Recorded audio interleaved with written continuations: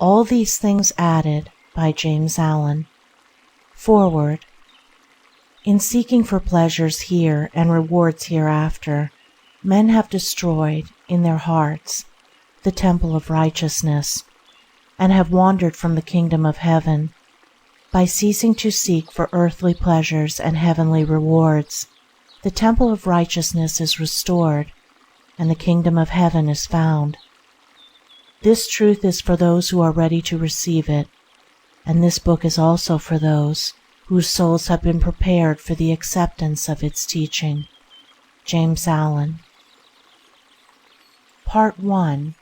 Entering the Kingdom, the Soul's Great Need. I sought the world, but peace was not there. I courted learning, but truth was not revealed. I sojourned with philosophy, but my heart was sore with vanity.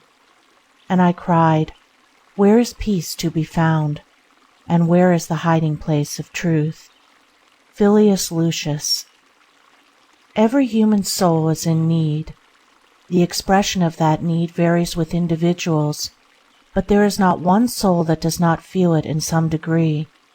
It is a spiritual and casual need, which takes the form, in souls of particular development, of a deep and inexpressible hunger which the outward things of life, however abundantly they may be possessed, can never satisfy. Yet the majority, imperfect in knowledge and misled by appearances, seek to satisfy this hunger by striving for material possessions, believing that these will satisfy their need and bring them peace. Every soul, consciously or unconsciously, hungers for righteousness, and every soul seeks to gratify that hunger in its own particular way, and in accordance with its own particular state of knowledge. The hunger is one, and the righteousness is one, but the pathways by which righteousness is sought are many. They who seek consciously are blessed, and shall shortly find that final and permanent satisfaction of soul which righteousness alone can give, for they have come into a knowledge of the true path.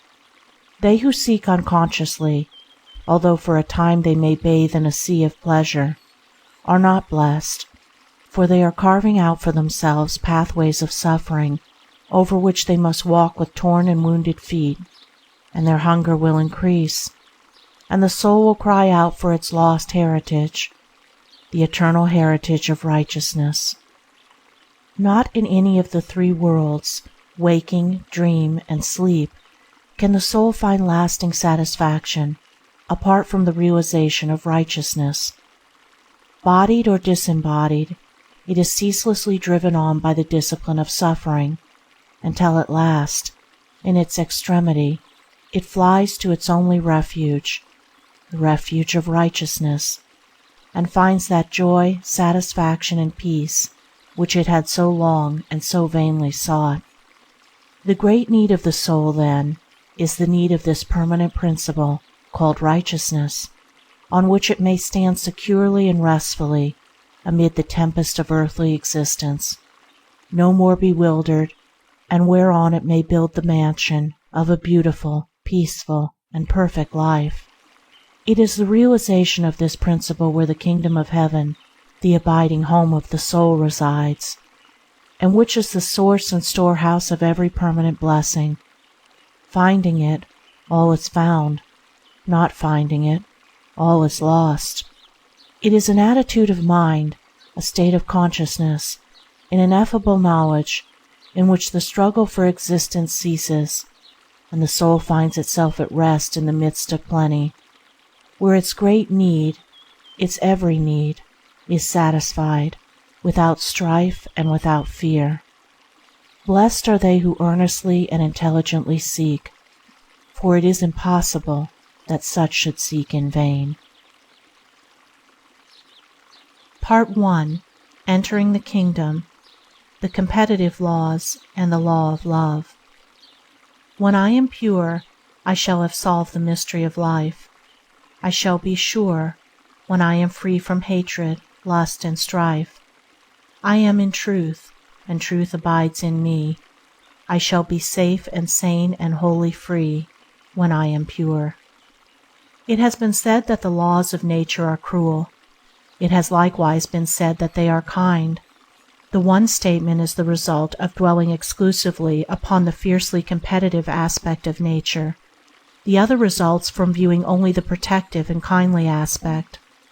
In reality, natural laws are neither cruel or kind. They are absolutely just, are, in fact, the outworking of the indestructible principle of justice itself. The cruelty and consequent suffering which is so prevalent in nature is not inherent in the heart and substance of life. It is a passing phase of evolution, a painful experience, which will ultimately ripen into the fruit of a more perfect knowledge, a dark night of ignorance and unrest, leading to a glorious morning of joy and peace. When a helpless child is burned to death, we do not ascribe cruelty to the working of the natural law by virtue of which the child was consumed. We infer ignorance in the child, or carelessness on the part of its guardians. Even so, men and creatures are daily being consumed in the invisible flames of passion, succumbing to the ceaseless interplay of those fiery psychic forces which in their ignorance they do not understand, but which they shall at last learn how to control and use to their own protection, and not, as present, foolishly employ them to their own destruction. To understand, control, and harmoniously adjust the invisible forces of its own soul is the ultimate destiny of every being and creature. Some men and women, in the past, have accomplished this supreme and exalted purpose. Some in the present have likewise succeeded, and until this is done, that place of rest wherein one receives all that is necessary for one's well-being and happiness without striving and with freedom from pain cannot be entered. In an age like the present, when in all civilized countries the string of life is strained to its highest pitch, when men and women, striving each with each in every department of life for the vanities and material possessions of this perishable existence, have developed competition to the utmost limit of endurance, and in such an age the sublimest heights of knowledge are scaled, the supremest spiritual conquests are achieved. For when the soul is most tired, its need is greatest, and where the need is great, great will be the effort. Where also the temptations are powerful, the greater and more enduring will be the victory. Men love the competitive strife with their fellows, while it promises and seems to bring them gain and happiness, but when the inevitable reaction comes, and the cold steel of selfish strife, which their own hands have forged, enters into their hearts, then, and not until then, do they seek a better way. Blessed are they that mourn. They have come to the end of strife, and have found the pain and sorrow to which it leads, for unto them, and unto them only, can open the door which leads to the kingdom of peace. In searching for this kingdom, it is necessary to fully understand the nature of that which prevents its realization, namely, the strife of nature, the competitive laws operative in human affairs, and the universal unrest, insecurity, and fear which accompany these factors. For without such an understanding there can be no sound comprehension as to what constitutes the true and false in life, and therefore no real spiritual advancement. Before the true can be apprehended and enjoyed, the false must be unveiled. Before the real can be perceived as the real, the illusions which distort it must be dispersed. And before the limitless expanse of truth can open before us, the limited experience, which is confined to the world of visible and superficial effects, must be transcended.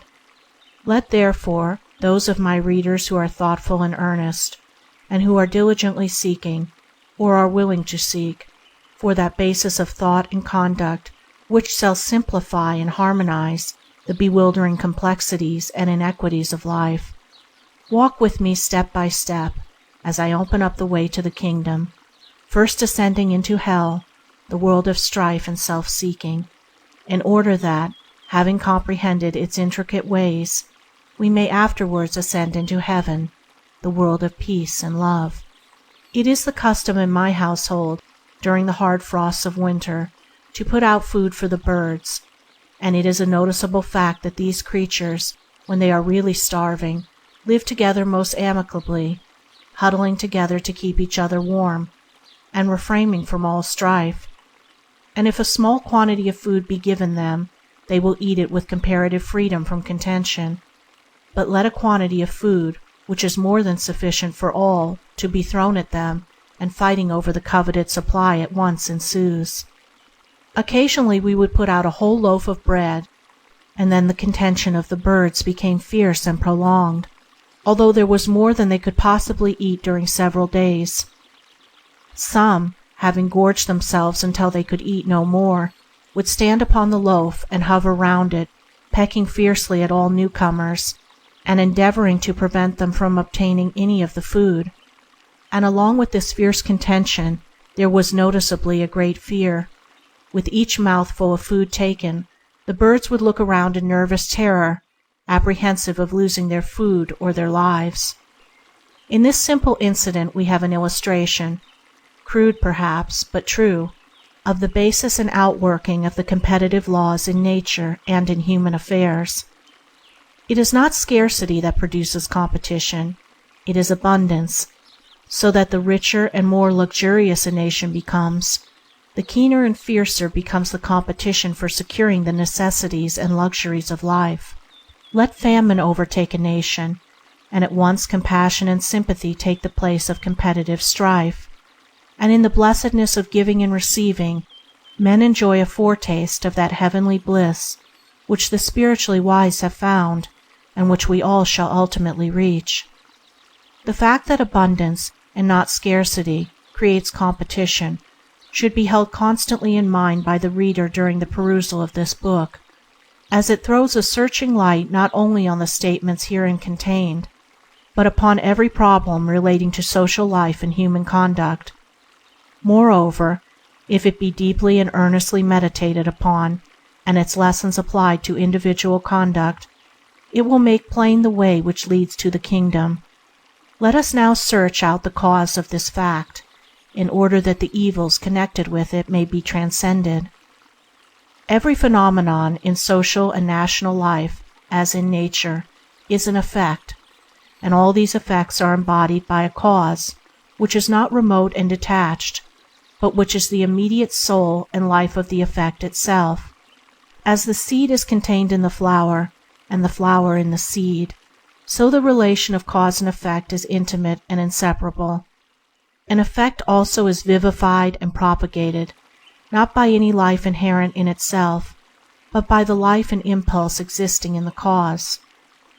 Looking out upon the world, we behold it as an arena of strife, in which individuals, communities, and nations are constantly engaged in struggle, striving with each other for superiority, and for the largest share of worldly possessions.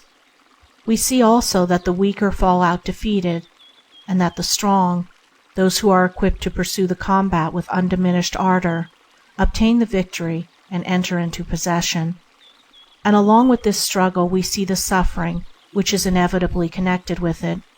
Men and women, broken down with the weight of their responsibilities, failing in their efforts and losing all, families and communities broken up, and nations subdued and subordinated. We see seas of tears, telling of unspeakable anguish and grief. We see painful partings and early and unnatural deaths. And we know that this life of strife, when stripped of its surface appearances, is largely a life of sorrow. Such, briefly sketched, are the phenomena connected with that aspect of human life which we are now dealing. Such are the effects as we see them, and they have one common cause which is found in the human heart itself. As all the multiform varieties of plant life have one common soil from which to draw their sustenance, and by virtue of which they live and thrive, so all the varied activities of human life are rooted in and draw their vitality from one common source, the human heart. The cause of all suffering and of all happiness resides, not in the outer activities of human life, but in the inner activities of the heart and mind, and every external agency is sustained by the life which it derives from human conduct. The organized life principle in man carves for itself outward channels along which it can pour its pent-up energies, makes for itself vehicles through which it can manifest its potency and reap its experience, and as a result we have our religions, social and political organizations. All the visible manifestations of human life, then, are effects, and as such, although they may possess a reflex action, they can never be causes, but must remain forever what they are: dead effects, galvanized into life by an enduring and profound cause. It is the custom of men to wander about in this world of effects, and to mistake its illusions for realities, eternally transposing and readjusting these effects in order to arrive at a solution of human problems, instead of reaching down to the underlying cause, which is at once the center of unification and the basis upon which to build a peace-giving solution of human life. The strife of the world in all its forms, whether it be war, social or political quarreling, sectarian hatred, private disputes, or commercial competition, has its origin in one common cause, namely, individual selfishness. And I employ this term selfishness in a far-reaching sense. In it I include all forms of self-love and egotism. I mean by it the desire to pander to and preserve at all costs the personality. This element of selfishness is the life and soul of competition and of competitive laws. Apart from it they have no existence. But in the life of every individual in whose heart selfishness in any form is harbored, these laws are brought into play, and the individual is subject to them. Innumerable economic systems have failed, and must fail, to exterminate the strife of the world. They are the outcome of the delusion that outward systems of government are the causes of that strife, whereas they are but the visible and transient effects of the inward strife, the channels through which it must necessarily manifest itself. To destroy the channel is, and must ever be, ineffectual, as the inward energy will immediately make for itself another, and still another, and another. Strife cannot cease, and the competitive laws must prevail so long as selfishness is fostered in the heart. All reforms fail where this element is ignored or unaccounted for. All reforms will succeed where it is recognized, and steps are taken for its removal. Selfishness, then, is the root cause of competition, the foundation on which all competitive systems rest, and the sustaining source of the competitive laws. It will thus be seen that all competitive systems, all the visible activities of the struggle of man with man, are as the leaves and branches of a tree which overspreads the whole earth, the root of that tree being individual selfishness, and the ripened fruits of which are pain and sorrow. This tree cannot be destroyed by merely lopping off its branches. To do this effectively, the root must be destroyed. To introduce measures in the form of changed external conditions is merely lopping off the branches, and as the cutting away of certain branches of a tree gives added vigor to those which remain, even so the very means which are taken to curtail the competitive strife, when those means deal entirely with its outward effects, will but add strength and vigor to the tree whose roots are all the time being fostered and encouraged in the human heart. The most that even legislation can do is to prune the branches, and so prevent the tree from altogether running wild. Great efforts are now being put forward to found a garden city, which shall be a veritable Eden planted in the midst of orchards, and whose inhabitants shall live in comfort and comparative repose. And beautiful and laudable are all such efforts when they are prompted by unselfish love. But a city cannot exist, or cannot long remain the Eden which it aims to be in its outward form, until the majority of its inhabitants have subdued and conquered the inward selfishness. Even one form of selfishness, namely, self-indulgence, if fostered by its inhabitants, will completely undermine that city, leveling its orchards to the ground, converting many of its beautiful dwellings into competitive marts, and obnoxious centers for the personal gratification of appetite, in some of its buildings and institutions for the maintenance of order, and upon its public spaces will rise jails, asylums, and orphanages, for where the spirit of self-indulgence is, the means for its gratification will be immediately adopted, without considering the good of others or of the community, for selfishness is always blind, and the fruits of that gratification will be rapidly reaped. The building of pleasant houses and the planting of beautiful gardens can never, of itself, constitute a garden city unless its inhabitants have learned that self-sacrifice is better than self-protection, and have first established in their own hearts the garden city of unselfish love. And when a sufficient number of men and women have done this, the garden city will appear, and it will flourish and prosper, and great will be its peace, for out of the heart are the issues of life. Having found that selfishness is the root cause of all competition and strife, the question naturally arises as to how this cause shall be dealt with, for it naturally follows that a cause being destroyed, all its effects cease; a cause being propagated, all its effects, however they be modified from without, must continue. Every man who has thought at all deeply upon the problem of life, and has brooded sympathetically upon the sufferings of mankind, has seen that selfishness is at the root of all sorrow. In fact, this is one of the truths that is first apprehended by the thoughtful mind. And along with that perception, there has been born within him a longing to formulate some methods by which that selfishness might be overcome. The first impulse of such a man is to endeavor to frame some outward law, or introduce some new social arrangements or regulations which shall put a check on the selfishness of others.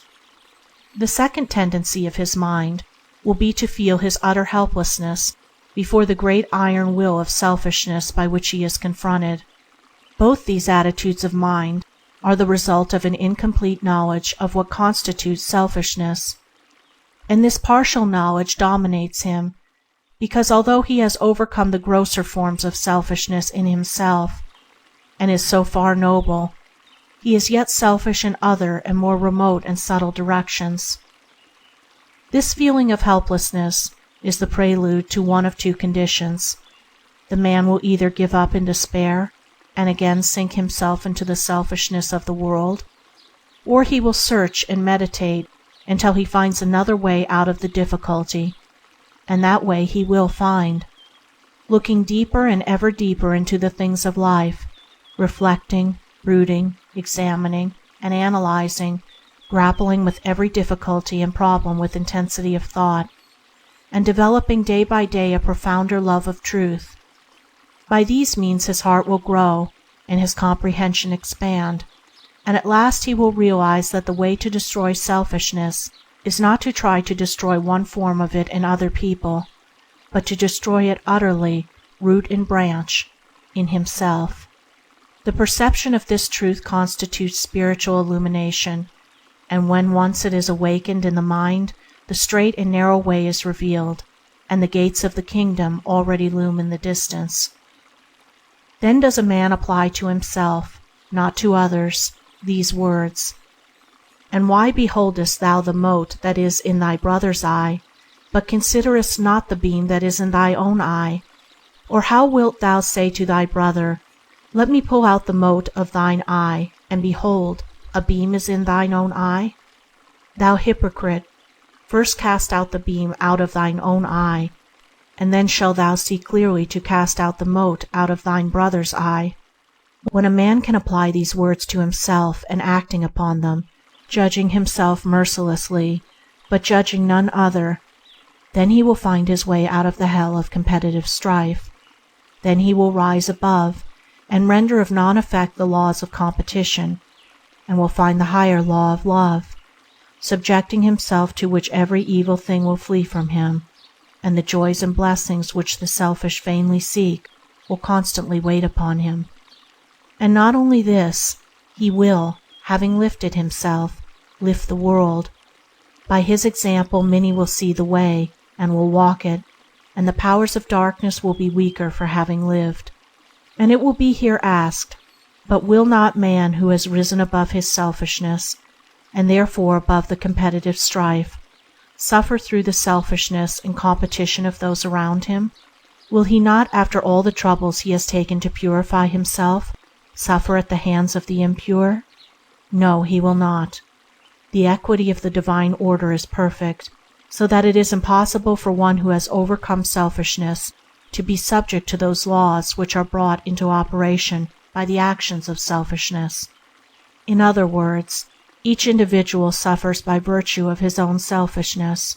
It is true that the selfish all come under the operation of the competitive laws, and suffer collectively, each acting, more or less, as the instrument by which the suffering of others is brought about, which makes it appear on the surface as though men suffered for the sins of others rather than their own.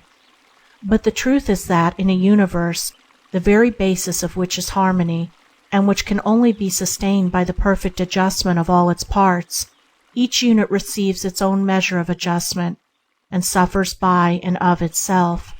Each man comes under the laws of his own being, never under those of another. True, he will suffer like another, and even through the instrumentality of another, if he elects to live under the same conditions as that other. But if he chooses to desert those conditions, and to live under another and higher set of conditions of which the other is ignorant, he will cease to come under or be affected by the lower laws. Let us now go back to the symbol of the tree and carry the analogy a little further. Just as the leaves and branches are sustained by the roots, so the roots derive their nourishment from the soil, groping blindly in the darkness for the sustenance which the tree demands. In like manner, selfishness, the root of the tree of evil and of suffering, derives its nourishment from the dark soil of ignorance. In this it thrives, upon this it stands and flourishes. By ignorance I mean something vastly different from lack of learning, and the sense in which I use it will be made plain as I proceed. Selfishness always gropes in the dark. It has no knowledge. By its very nature it is cut off from the source of enlightenment. It is a blind impulse, knowing nothing, obeying no law, for it knows none, and is thereby forcibly bound to those competitive laws, by virtue of which suffering is inflicted in order that harmony may be maintained. We live in a world, a universe, abounding with all good things. So great is the abundance of spiritual, mental, and material blessings that every man and woman on this globe could not only be provided with every necessary good, but could live in the midst of abounding plenty, and yet have much to spare. Yet in spite of this, what a spectacle of ignorance do we behold! We see on the one hand millions of men and women chained to ceaseless slavery, interminably toiling in order to obtain a poor and scanty meal and a garment to cover their nakedness, and on the other hand we see thousands who already have more than they require and can well manage, depriving themselves of all the blessings of a true life, and of the vast opportunities which their possessions place within their reach, in order to accumulate more of those material things for which they have no legitimate use. Surely men and women have no more wisdom than the beasts, which fight over the possession of that which is more than they can all well dispose of, and which they could all enjoy in peace. Such a condition of things can only occur in a state of ignorance deep and dark, so dark and dense as to be utterly impenetrable, save to the unselfish eye of wisdom and truth.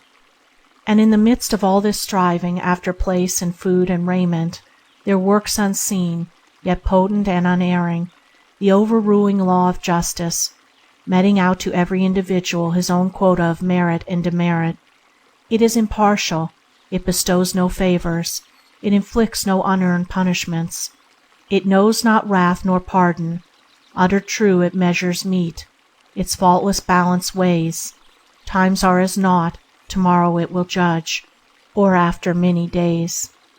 The rich and poor alike suffer for their own selfishness, and none escapes.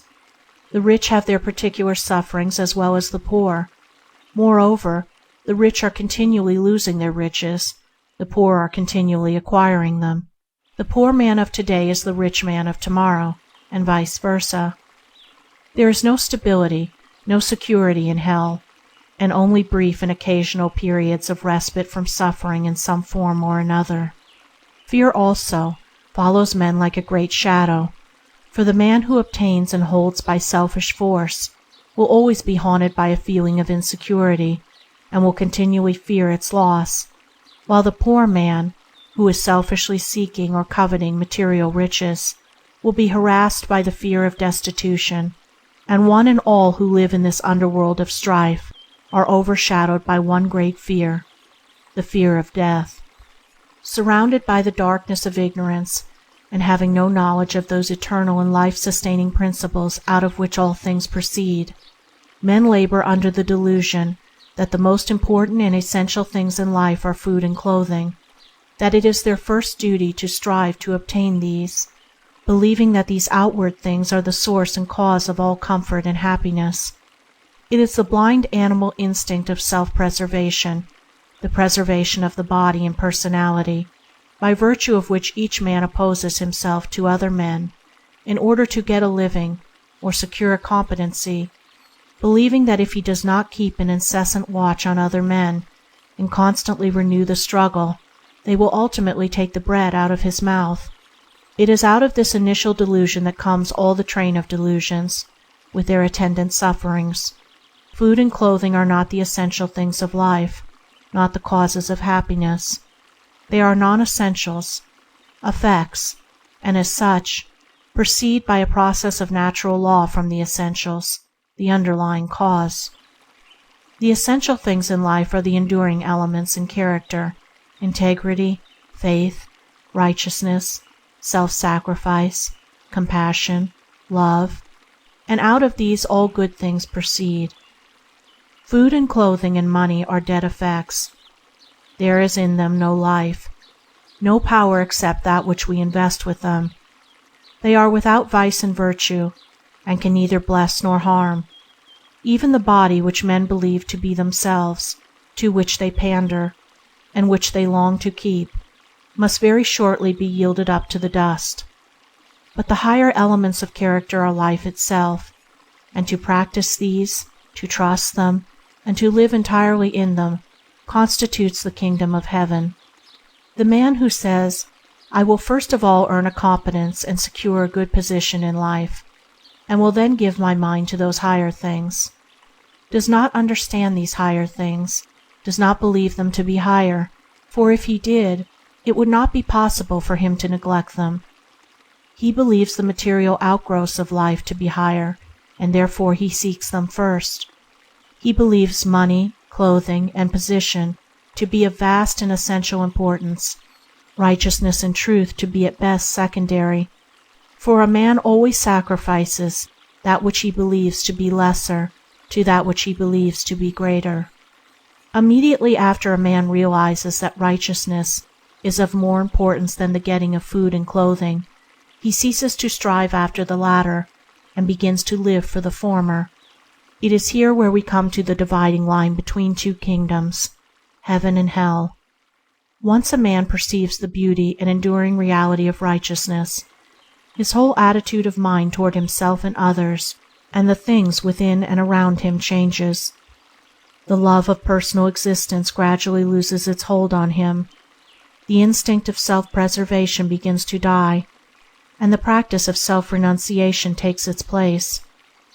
For the sacrifice of others, or of the happiness of others, for his own good, he substitutes the sacrifice of self and of his own happiness for the good of others, and thus, rising above self, he rises above the competitive strife which is the outcome of self, and above the competitive laws which operate only in the region of self and for the regulation of its blind impulses. He is like the man who has climbed a mountain, and thereby risen above all the disturbing currents in the valleys below him. The clouds pour down their rain, the thunders roll and the lightnings flash, the fogs obscure, and the hurricanes uproot and destroy, but they cannot reach him on the calm heights where he stands, and where he dwells in continual sunshine and peace. In the life of such a man the lower laws cease to operate, and he now comes under the protection of a higher law. namely, the law of love, and in accordance with his faithfulness and obedience to this law will all that is necessary for his well-being come to him at the time when he requires it. The idea of gaining a position in the world cannot enter his mind, and the external necessities of life, such as money, food, and clothing, he scarcely ever thinks about. But subjecting himself for the good of others, performing all his duties scrupulously and without thinking of reward, and living day by day in the discipline of righteousness, all other things follow at the right time and in the right order. Just as suffering and strife inhere in and spring from their root cause of selfishness, so blessedness and peace inhere in and spring from their root cause, righteousness. And it is a full and all-embracing blessedness, complete and perfect in every department of life, for that which is morally and spiritually right is physically and materially right. Such a man is free, for he is freed from all anxiety, worry, fear, despondency, all those mental disturbances which derive their vitality from the elements of self, and he lives in constant joy and peace, and this while living in the very midst of the competitive strife of the world. Yet though walking in the midst of hell, its flames fall back before and around him, so that not one hair of his head can be singed. Though he walks in the midst of the lions of selfish force, for him their jaws are closed and their ferocity is subdued. Though on every hand men are falling around him in the fierce battles of life, he falls not, neither is he dismayed, for no deadly bullet can reach him, no poisoned shaft can pierce the impenetrable armor of his righteousness. Having lost the little, personal, self-seeking life of suffering, anxiety, fear, and want, he has found the illimitable, glorious, and self-perfecting life of joy and peace and plenty. Therefore take no thought, saying, "What shall we eat? Or what shall we drink? Or wherewithal shall we be clothed? For your heavenly Father knoweth ye have need of all these things. But seek ye first the kingdom of God and his righteousness, and all these things shall be added unto you." Part 1. Entering the Kingdom. The finding of a principle. Be still, my soul, and know that peace is within. Be steadfast, heart, and know that strength divine belongs to thee. Cease thy turmoil, mind, and thou the everlasting rest shall find. How then shall a man reach the kingdom? By what process shall he find the light which alone can disperse his darkness? And in what way can he overcome the inward selfishness which is strong and deeply rooted? A man will reach the kingdom by purifying himself, and he can only do this by pursuing a process of self-examination and self-analysis. The selfishness must be discovered and understood before it can be removed. It is powerless to remove itself, neither will it pass away of itself. Darkness ceases only when light is introduced, so ignorance can only be dispersed by knowledge, selfishness by love. Seeing that in selfishness there is no security, no stability, no peace, the whole process of seeking the kingdom resolves itself into a search for a principle, a divine and permanent principle on which a man can stand secure, freed from himself, that is, from the personal element, and from the tyranny and slavery which that personal self extracts and demands. A man must first of all be willing to lose himself, his self-seeking self, before he can find himself, his divine self. He must realize that selfishness is not worth clinging to, that it is a master altogether unworthy of his service, and that divine goodness alone is worthy to be enthroned in his heart as the supreme master of his life. This means that he must have faith, for without this equipment there can be neither progress nor achievement. He must believe in the desirability of purity, in the supremacy of righteousness, in the sustaining power of integrity. He must ever hold before him the ideal and perfect goodness, and strive for its achievement with ever-renewed effort and unflagging zeal. This faith must be nurtured and its development encouraged. As a lamp it must be carefully trimmed and fed and kept burning in his heart, for without its radiating flame no way will be seen in the darkness. He will find no pathway out of self. And as this flame increases and burns, with a steadier light, energy, resolution, and self-reliance will come to his aid, and with each step his progress will be accelerated, until at last the light of knowledge will begin to take the place of the lamp of faith, and the darkness will commence to disappear before its searching splendor. Into his spiritual sight will come the principles of the divine life, and as he approaches them, their incomparable beauty and majestic symmetry will astonish his vision, and gladden his heart with a gladness hitherto unknown. Along this pathway of self-control and self-purification, for such it is, every soul must travel on its way to the kingdom.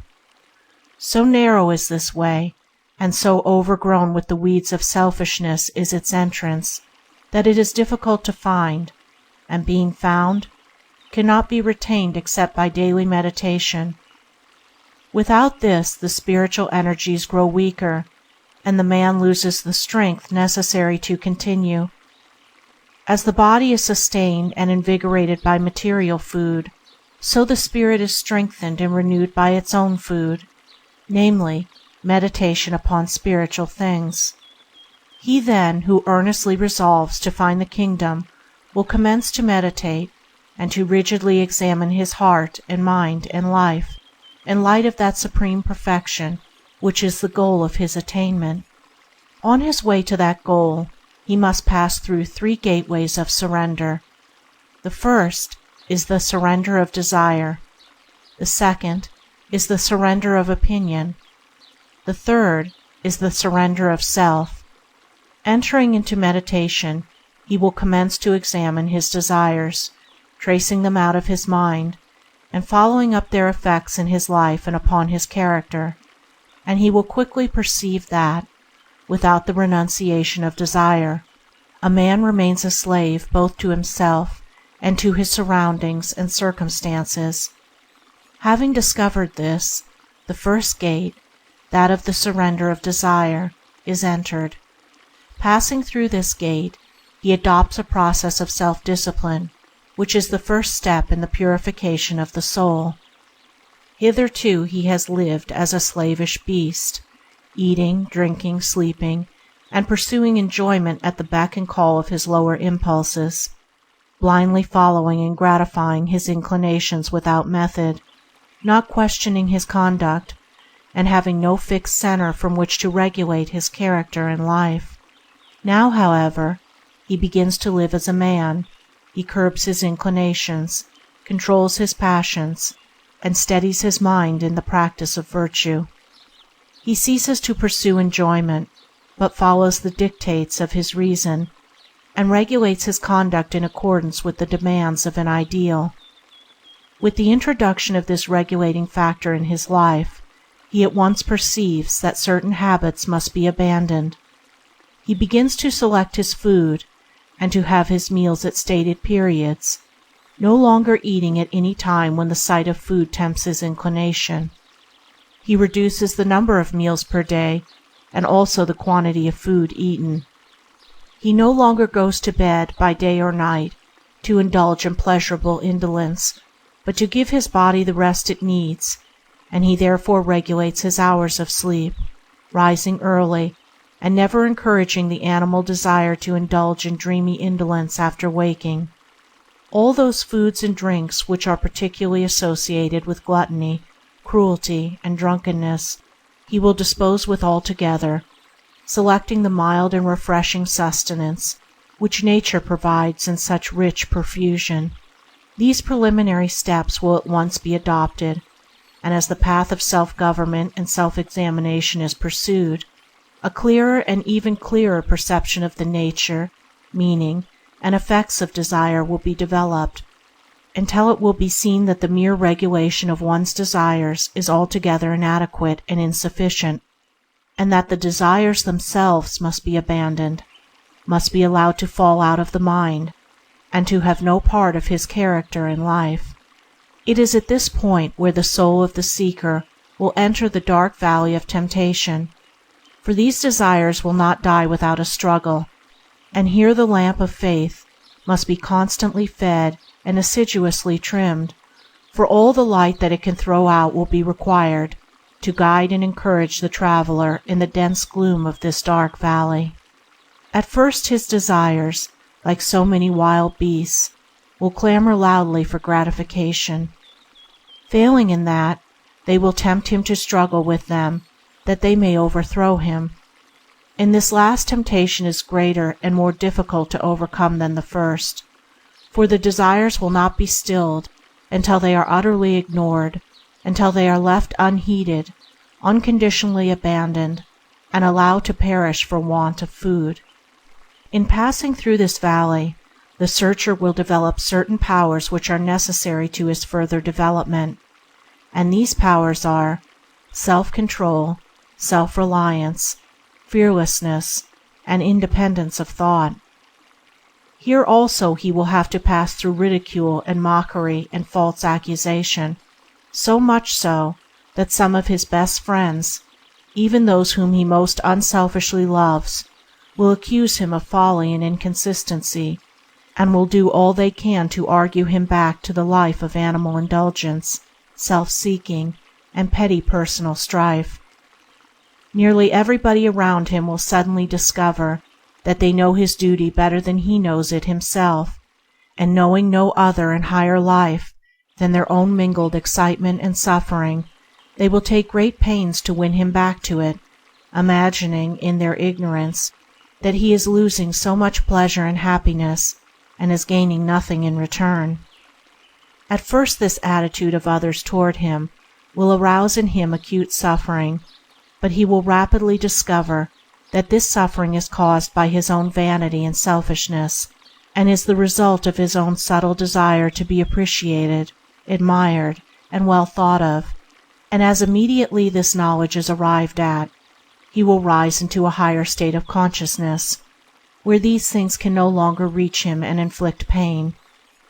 It is here where he will begin to stand firm, and to yield with effect the powers of mind already mentioned. Let him therefore press on courageously, heeding neither the revilings of his friends without, nor the clamorings of his enemies within, aspiring, searching, striving, looking ever toward his ideal with eyes of holy love, day by day ridding his mind of selfish motive, his heart of impure desire, stumbling sometimes falling, but ever traveling onward and rising higher, and recording each night in the silence of his heart the journey of the day. Let him not despair if but each day, in spite of all its failures and falls, record some holy battle fought, though lost, some silent victory attempted, though unachieved. The loss of today will add to the gain of tomorrow for him whose mind is set on the conquest of self. Passing along the valley, he will at last come to the fields of sorrow and loneliness. His desires, having received at his hands neither encouragement nor sustenance, have grown weak, and are now falling away and perishing. He is climbing out of the valley, and the darkness is less dense, but now he realizes for the first time he is alone. He is like a man standing upon the lowest level of a great mountain, and it is night. Above him towers the lofty peak, beyond which shine the everlasting stars. A short distance below him are the glaring lights of the city which he has left, and from it there comes up to him the noises of its inhabitants, a confused mingling of shouts, screams, laughter, rumblings of traffic, and the strains of music. He thinks of his friends, all of whom are in the city, pursuing their own particular pleasures, and he is alone upon the mountain. That city is the city of desire and pleasure. The mountain is the mountain of renunciation, and the climber now knows that he has left the world, that henceforth for him its excitements and strifes are lifeless things and can tempt him no more. Resting a while in this lonely place, he will taste of sorrow and learn its secret. Harshness and hatred will pass from him. his heart will grow soft, and the first faint broodings of that divine compassion, which shall afterwards absorb his whole being, will overshadow and inspire him.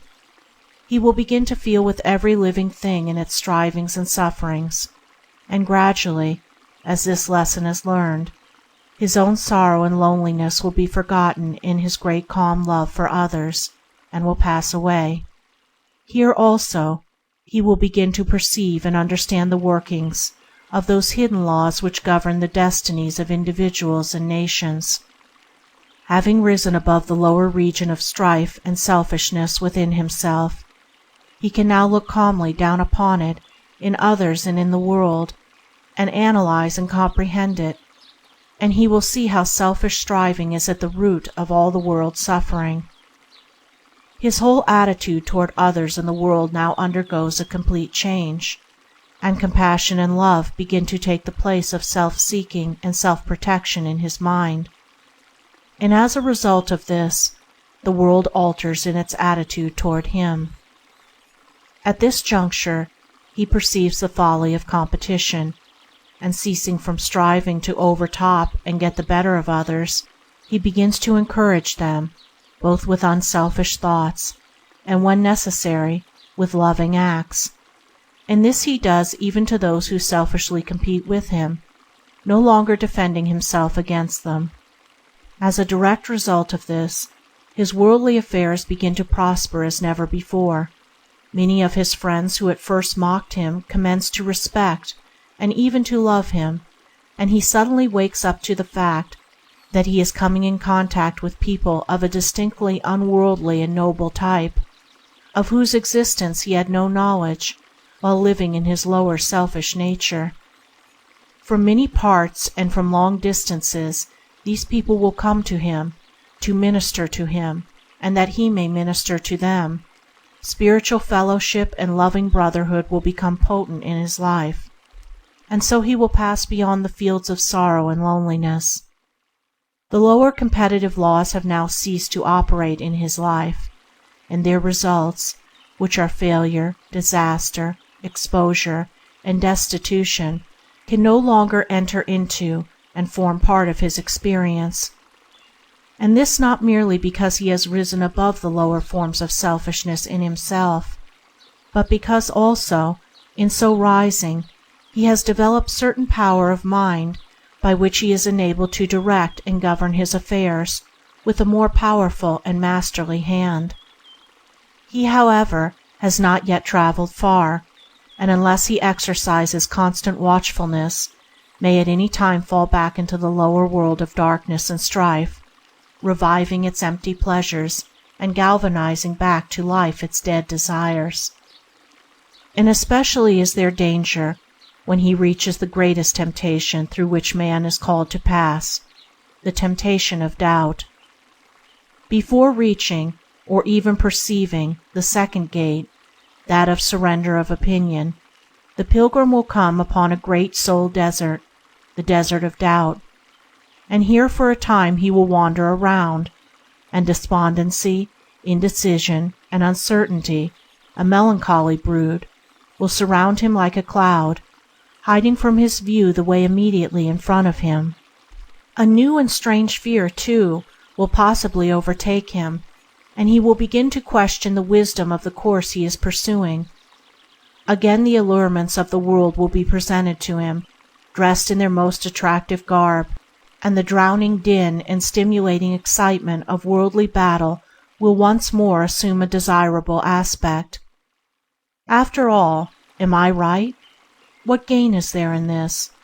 Does not life itself consist of pleasure and excitement and battle, and in giving these up am I not giving up all? Am I not sacrificing the very substance of life for a meaningless shadow? May it not be that, after all, I am a poor deluded fool, and that all these around me who live the life of the senses, and stand upon its solid, sure, and easily procured enjoyments, are wiser than I? By such dark doubtings and questionings will he here be tempted and troubled, and these very doubts will drive him to a deeper searching into the intricacies of life, and arouse within him the feeling of necessity for some permanent principle upon which to stand and take refuge.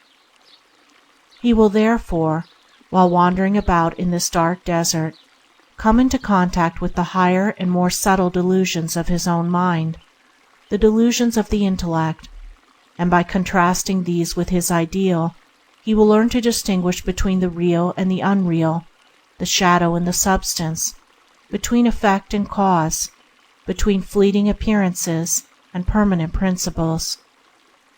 In the desire of doubt, a man is confronted with all forms of illusion, not only the illusions of the senses, but also those of abstract thought and religious emotion. It is in the testing of, grappling with, and ultimately destroying these illusions that he develops still higher powers, those of discrimination, spiritual perception, steadfastness of purpose, and calmness of mind, by the exercise of which he is enabled to unerringly distinguish the true from the false, both in the world of thought and that of material appearances. Having acquired these powers, and learning how to use them in his holy warfare as weapons against himself, he now emerges from the desert of doubt. The mists and mirages of delusion vanish from his pathway, and there looms before him the second gate, the gateway of the surrender of opinion. As he approaches this gate, he sees before him the whole pathway along which he is traveling, and for a space obtains a glimpse of the glorious heights of attainment toward which he is moving. He sees the temple of the higher life in all its majesty, and already he feels within him the strength and joy and peace of conquest. With Sir Galahad he can now exclaim, "I saw the Grail, the Holy Grail, and one will crown me king far in the spiritual city," for he knows that his ultimate victory is assured. He now enters upon a process of self-conquest, which is altogether distinct from that which he has hitherto pursued. Up to the present he has been overcoming, transmuting, and simplifying his animal desires. Now he commences to transmute and simplify his intellect. He has so far been adjusting his feelings to his ideals. He now begins to adjust his thoughts to that ideal, which also assumes at this point larger and more beautiful proportions, and for the first time he perceives what really constitutes a permanent and imperishable principle. He sees that the righteousness for which he has been searching is fixed and invariable, that it cannot be accommodated to man, but that man must reach up to and obey it, that it consists of an undeviating line of conduct, apart from all considerations of loss or gain, of reward or punishment, that in reality it consists in abandoning self, with all the sins of desire, opinion, and self-interest of which that self is composed, and in living the blameless life of perfect love toward all men and creatures. Such a life is fixed and perfect. It is without turning, change, or qualification, and demands a sinless and perfect conduct. It is therefore the direct antithesis of the worldly life of self.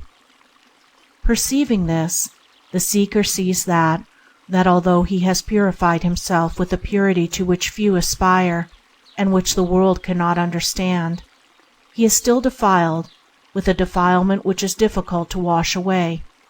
He loves his own opinions, and has all along been confounding them with truth, with the principle for which he is seeking. He is not yet free from strife, and is still involved in the competitive laws as they occur in the higher realm of thought.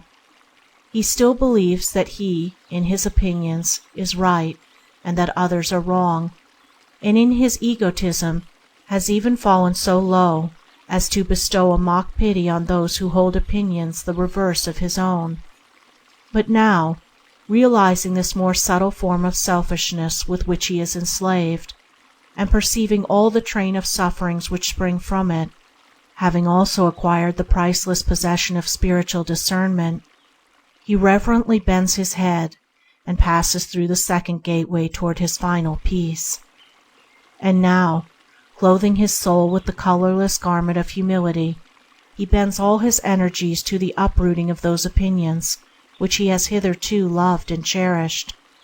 He now learns to distinguish between truth, which is one and unchangeable, and his own and others' opinions about truth, which are many and changeable. He sees that his opinions about goodness, purity, compassion, and love are very distinct from those qualities themselves, and that he must stand upon those divine principles and not upon his opinions. Hitherto he has regarded his opinions as of great value, and the opinions of others as worthless. But now he ceases to so elevate his opinions, and to defend them against those of others, and comes to regard them as utterly worthless. As a direct result of this attitude of mind, he takes refuge in the practice of pure goodness, unalloyed with base desire and subtle love, and takes his stand upon the divine principles of purity, wisdom, compassion, and love, incorporating them into his mind and manifesting them in his life. He is now clothed with the righteousness of Christ, which is incomprehensible to the world, and is rapidly becoming divine. He has not only realized the darkness of desire, he has also perceived the vanity of speculative philosophy, and so rids his mind of all those metaphysical subtleties which have no relation to practical holiness, and which hitherto encumbered his progress and prevented him from seeing the enduring realities in life. And now he casts from him, one after another, his opinions and speculations, and commences to live the life of perfect love toward all beings. With each opinion overcome and abandoned as a burden, there is an increased lightness of spirit, and he now begins to realize the meaning of being free. The divine flowers of gladness, joy, and peace spring up spontaneously in his heart, and his life becomes a blissful song. And as the melody in his heart expands and grows more and more perfect, his outward life harmonizes itself with the inward music. All the effort he puts forth being now free from strife, he obtains all that is necessary for his well-being without pain, anxiety, or fear. He has almost entirely transcended the competitive laws. The law of love is now the governing factor in his life, adjusting all his worldly affairs harmoniously, and without struggle or difficulty on his part. Indeed, the competitive laws as they occur in the commercial world have long been left behind, and have ceased to touch him at any point in his material affairs. Here also he enters into a wider and more comprehensive consciousness, and viewing the universe and humanity from the higher altitudes of purity and knowledge to which he has ascended, perceives the orderly sequence of law in all human affairs. The pursuit of this path brings about the development of still higher powers of mind, and these powers are divine patience, spiritual equanimity, non-resistance, and prophetic insight. By prophetic insight I do not mean the foretelling of events, but direct perception of those hidden causes which operate in human life, and indeed in all life, and out of which spring the multifarious and universal effects and events. The man here rises above the competitive laws as they operate in the thought world, so that their results, which are violence, ignominy, grief, humiliation, and distress and anxiety in all their forms, no longer occur in his life. As he proceeds, the imperishable principles which form the foundation and fabric of the universe loom before him and assume more and more symmetrical proportions. For him, there is no more anguish, no evil can come near his dwelling, and there breaks upon him the dawning of the abiding peace. But he is not yet free, he has not yet finished his journey. He may rest here, and that as long as he chooses, but sooner or later he will rouse himself to the last effort, and will reach the final goal of achievement, the selfless state, the divine life. He is not yet free from self, but still clings, though with less tenacity, to the love of personal existence, and to the idea of exclusive interest in his personal possessions. And when he at last realizes that those selfish elements must be abandoned, there appears before him the third gate, the gateway of surrender of self. It is no dark portal which he now approaches, but one luminous with divine glory, one radiant with a radiance with which no earthly splendor can vie, and he advances toward it with no uncertain step. The clouds of doubt have long been dispersed, the sounds of the voices of temptation are lost in the valley below, and with firm gait, erect carriage, and a heart filled with unspeakable joy, he nears the gate that guards the kingdom of God. He has now given up all but self-interest in those things which are his by legal right, but he now perceives that he must hold nothing as his own, and as he pauses at the gate, he hears the command which cannot be evaded or denied. Yet lackest thou one thing: sell all that thou hast, and distribute unto the poor, and thou shalt have treasure in heaven. And passing through the last gate, he stands glorious, radiant, free, detached from the tyranny of desire, of opinion, of self, a divine man, harmless, patient, tender, pure. He has found that for which he has been searching, the kingdom of God and his righteousness. The journey to the kingdom may be a long and tedious one, or it may be short and rapid. It may occupy a minute, or it may take 1,000 ages. Everything depends on the faith and belief of the searcher. The majority cannot enter in because of their unbelief. For how can men realize righteousness when they do not believe in it, nor in the possibility of its accomplishment? Neither is it necessary to leave the outer world and one's duties therein. Nay, it can only be found through the unselfish performance of one's duty. Some there are whose faith is so great that when this truth is presented to them, they can let all the personal elements drop almost immediately out of their minds and enter into their divine heritage. But all who believe and aspire to achieve will sooner or later arrive at victory, if amid all their worldly duties they faint not, nor lose sight of the ideal goodness, and continue, with unshaken resolve, to press on to perfection. Part 1. Entering the Kingdom, at rest in the Kingdom, and all things added. The whole journey from the kingdom of strife to the kingdom of love resolves itself into a process which may be summed up in the following words: the regulation and purification of conduct. Such a process must, if assiduously pursued, necessarily lead to perfection. It will also be seen that as the man obtains mastery over certain forces within himself, he arrives at a knowledge of all the laws which operate in the realm of those forces, and by watching the ceaseless working of cause and effect within himself until he understands it, he then understands it in its universal adjustments in the body of humanity. Moreover, seeing that all the laws which govern human affairs are the direct outcome of the necessities of the human heart, he, having reformed and transmuted those necessities, has brought himself under the guidance of other laws, which operate in accordance with the altered condition, and that having mastered and overcome the selfish forces within himself, he can no longer be subject to the laws which exist for their governance. The process is also one of simplification of the mind, a sifting away of all but the essential gold in character, and as the mind is thus simplified, the apparently unfathomable complexity of the universe assumes simpler and simpler aspects, until the whole is seen to resolve itself into, and rest upon, a few unalterable principles, and these principles are ultimately seen to be contained in one, namely love.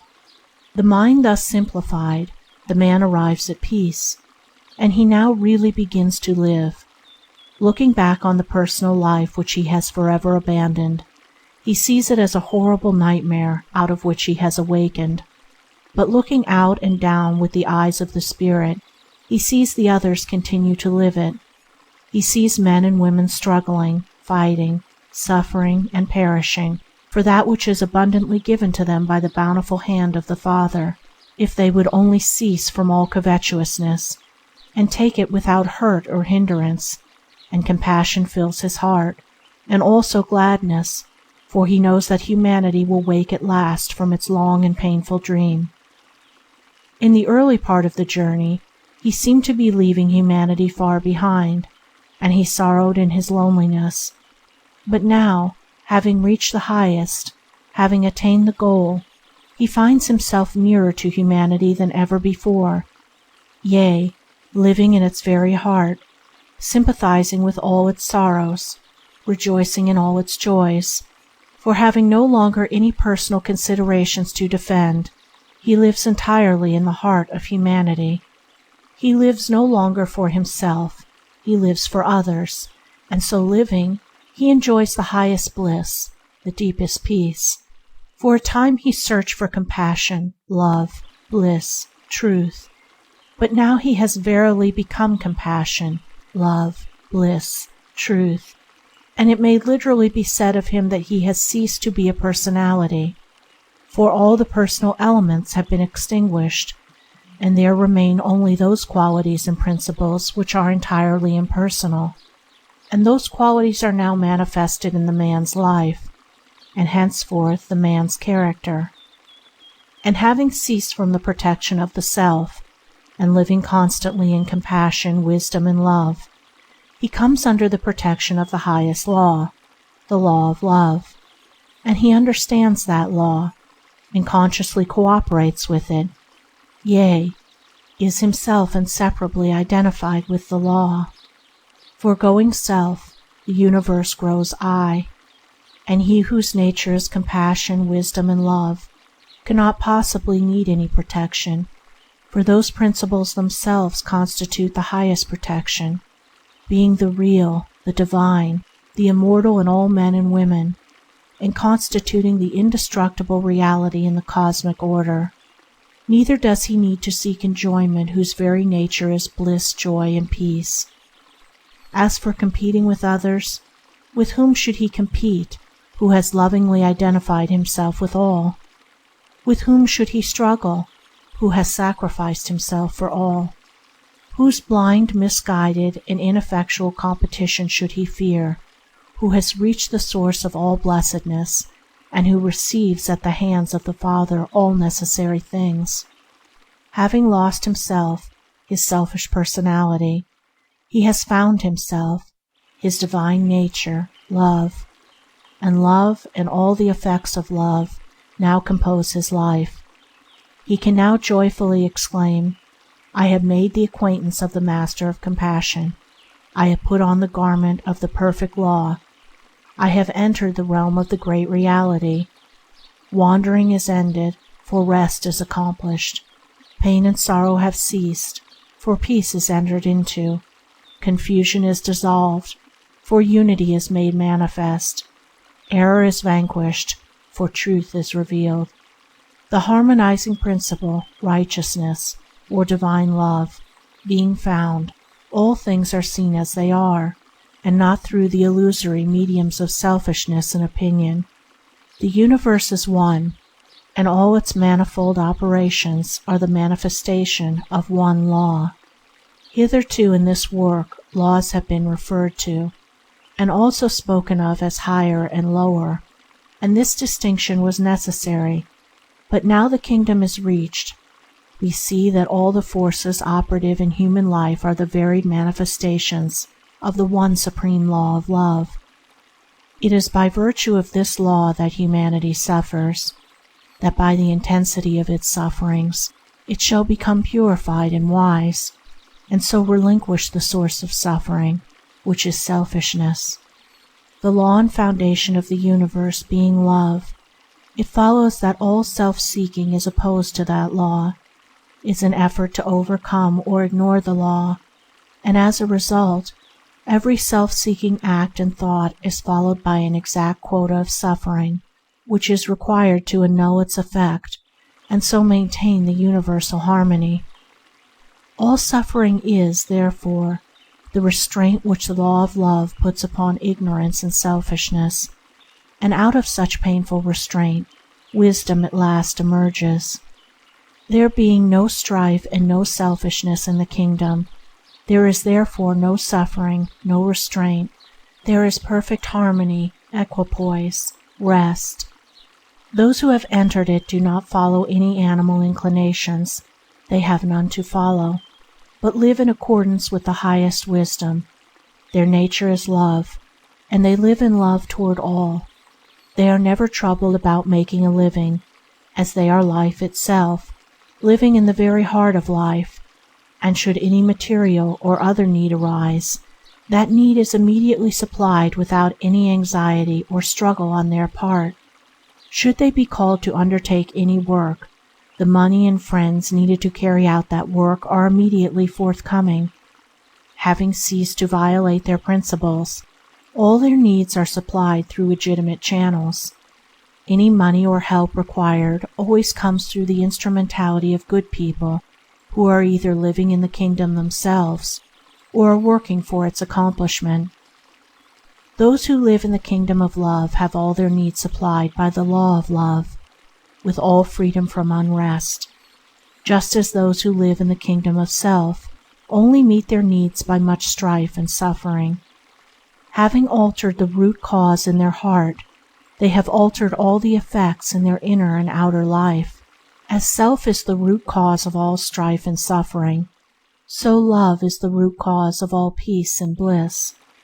Those who are at rest in the kingdom do not look for happiness to any outward possession. They see that all such possessions are mere transient effects that come when they are required, and after their purpose is served, pass away. They never think of these things, money, clothing, food, etc., except as mere accessories and effects of the true life. They are therefore freed from all anxiety and trouble, and resting in love, they are the embodiment of happiness.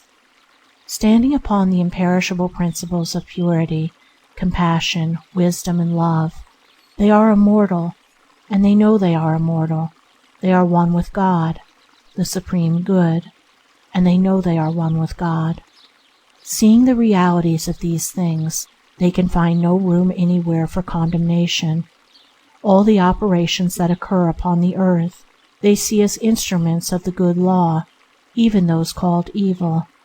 All men are essentially divine, though unaware of their divine nature, and all their acts are efforts, even though many of them are dark and impotent, to realize some higher good. All so-called evil is seen to be rooted in ignorance, even those deeds that are called deliberately wicked, so that condemnation ceases, and love and compassion become all in all. But let it not be supposed that the children of the kingdom live in ease and indolence. These two sins are the first that have to be eradicated when the search for the kingdom is entered upon. They live in a peaceful activity. In fact, they only truly live, for the life of self with its train of worries, griefs, and fears is not real life. They perform all their duties with the most scrupulous diligence, apart from thoughts of self, and employ all their means, as well as powers and faculties, which are greatly intensified, in building up the kingdom of righteousness in the hearts of others and in the world around them. This is their work, first by example, then by precept. Having sold all that they have, renounced all self-interest in their possessions, they now give to the poor, give of their rich store of wisdom, love, and peace to the needy in spirit, the weary and broken-hearted, and follow the Christ whose name is love. And they have sorrow no more, but live in perpetual gladness, for though they see suffering in their world, they also see the final bliss and the eternal refuge of love, to which whosoever is ready may come now, and to which all will come at last. The children of the kingdom are known by their life. They manifest the fruits of the Spirit: love, joy, peace, long-suffering, kindness, goodness, faithfulness, meekness, temperance, self-control, under all circumstances and vicissitudes. They are entirely free from anger, fear, suspicion, jealousy, caprice, anxiety, and grief. Living in the righteousness of God, they manifest qualities which are the very reverse of those which occur in the world, and which are regarded by the world as foolishness. They demand no rights, they do not defend themselves, do not retaliate, do good to those who attempt to injure them, manifest the same gentle spirit toward those who oppose and attack them as toward those who agree with them, do not pass judgment on others, condemn no person and no system, and live at peace with all. The kingdom of heaven is perfect trust, perfect knowledge, perfect peace. All is music, sweetness, and tranquility.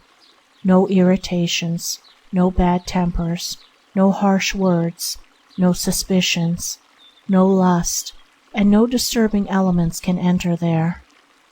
Its children live in perfect sweetness, forgiving and forgiven, ministering to others with kindly thoughts and words and deeds.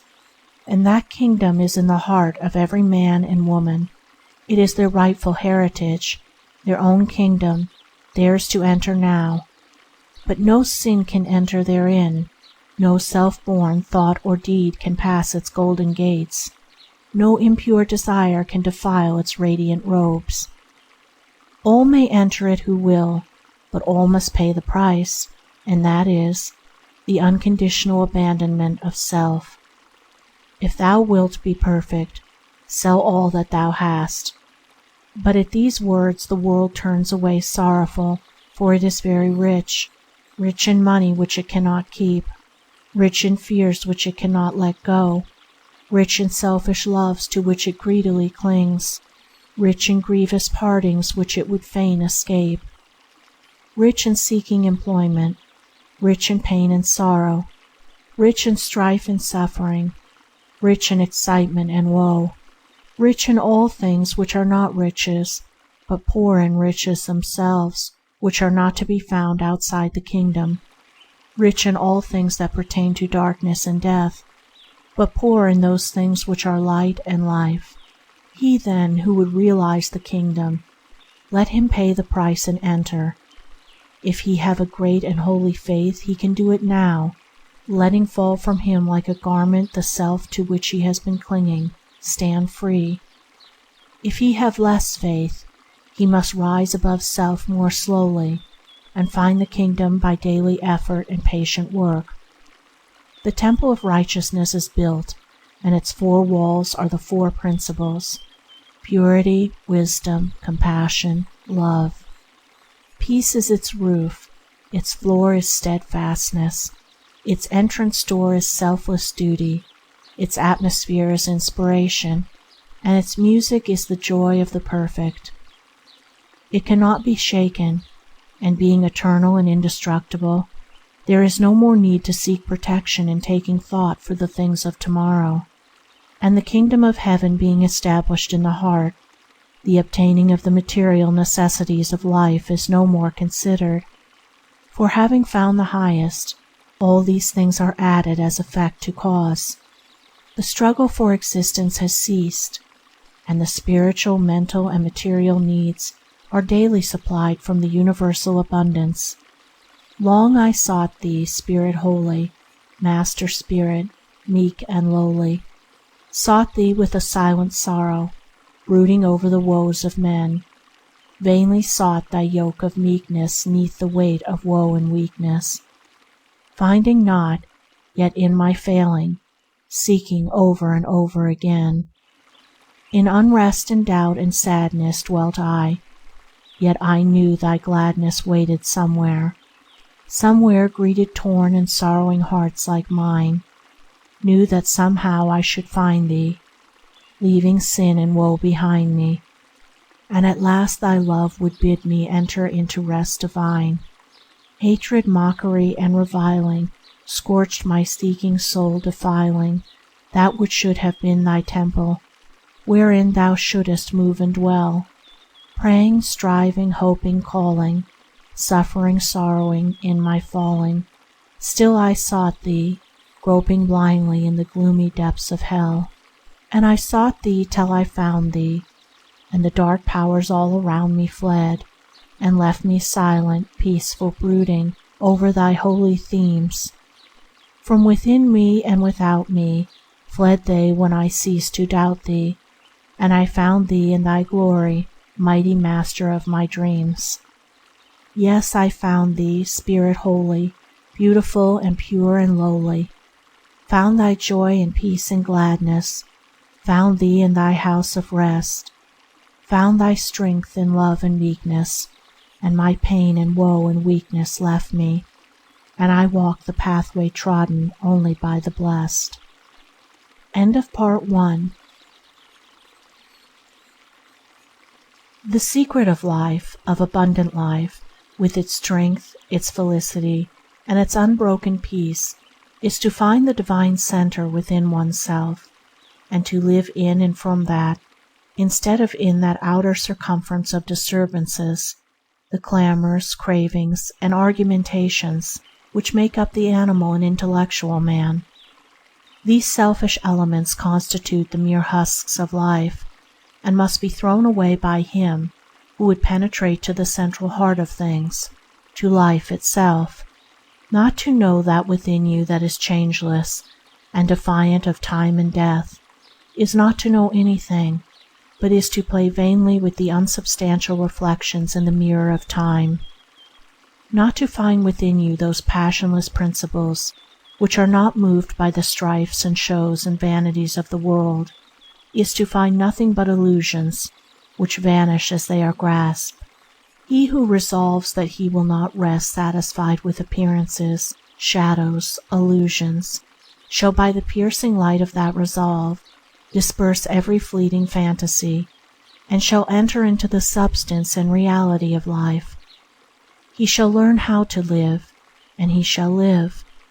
He shall be the slave of no passion, the servant of no opinion, the votary of no fond error. Finding the divine center within his heart, he will be pure and calm and strong and wise, and he will ceaselessly radiate the heavenly life in which he lives, which is himself. Having betaken himself to the divine refuge within, and remaining there, a man is free from sin. All his yesterdays are the tide-washed and untrodden sands. No sin shall rise up against him to torment and accuse him and destroy his sacred peace. The fires of remorse cannot scorch him, nor can the storms of regret devastate his dwelling place. His tomorrows are its seeds which shall germinate, bursting into beauty and potency of life, and no doubt shall shake his trust, no uncertainty rob him of repose. The present is his, only in the immortal present does he live, and it is as the eternal vault of blue above which looks down silently and calmly, yet radiant with purity and light, upon the upturned and tear-stained faces of the centuries. Men love their destinies, for gratification seems sweet to them, but its end is pain and vacuity. They love the argumentations of the intellect, for egotism seems most desirable to them, but the fruits thereof are humiliation and sorrow. When the soul has reached the end of gratification and reaped the bitter fruits of egotism, it is ready to receive the divine wisdom and to enter into the divine life. Only the crucified can be transfigured. Only by the death of self can the Lord of the heart rise again into the immortal life and stand radiant upon the olivet of wisdom. Thou hast thy trials. Every outward trial is the result of an inward imperfection. Thou shalt grow wise by knowing this, and shalt thereby transmute trial into active joy, finding the kingdom where trial cannot come. When wilt thou learn thy lessons, O child of earth? All thy sorrows cry out against thee. Every pain is thy just accuser, and thy griefs are but the shadows of thy unworthy and perishable self. The kingdom of heaven is thine. How long wilt thou reject it, preferring the lurid atmosphere of hell, the hell of thy self-seeking soul? Where self is not, there is the garden of the heavenly life, and there spring the healing streams quenching all thirst, There bloom the immortal flowers, carpeting all the way with joy. There throng swiftest and sweetest hours. The redeemed sons of God, the glorified in body and spirit, are bought with a price, and that price is the crucifixion of the personality, the death of self, and having put away that within which is the source of all discord, they have found the universal music, the abiding joy. Life is more than motion, it is music; more than rest, it is peace; more than work, it is duty; more than labor, it is love; more than enjoyment, it is blessedness; more than acquiring money and position and reputation, it is knowledge, purpose, strong and high resolve. Let the impure turn to purity, and they shall be pure. Let the weak resort to strength, and they shall be strong. Let the ignorant fly to knowledge, and they shall be wise. All things are man's, and he chooses that which he will have. Today he chooses in ignorance; tomorrow he shall choose in wisdom. He shall work out his own salvation, whether he believe it or not, for he cannot escape himself, nor transfer to another the eternal responsibility of his own soul. By no theological subterfuge shall he trick the law of his being, which shall shatter all his selfish makeshifts and excuses for right thinking and right doing.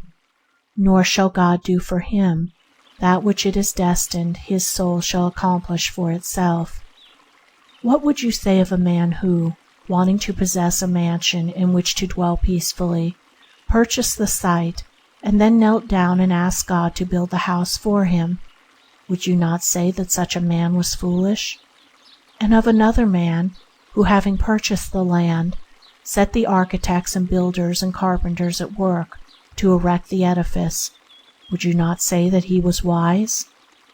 And as it is in the building of a material house, even so it is in the building of a spiritual mansion.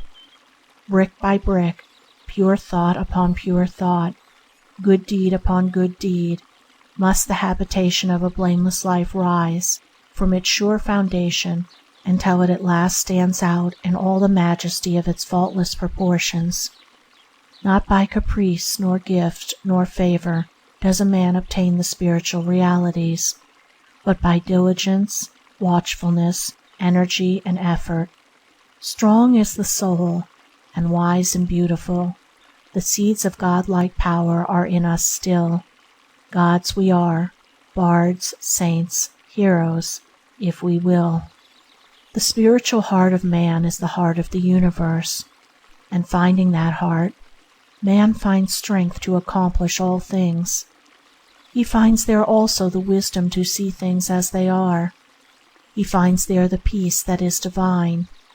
At the center of man's being is the music which orders the stars, the eternal harmony.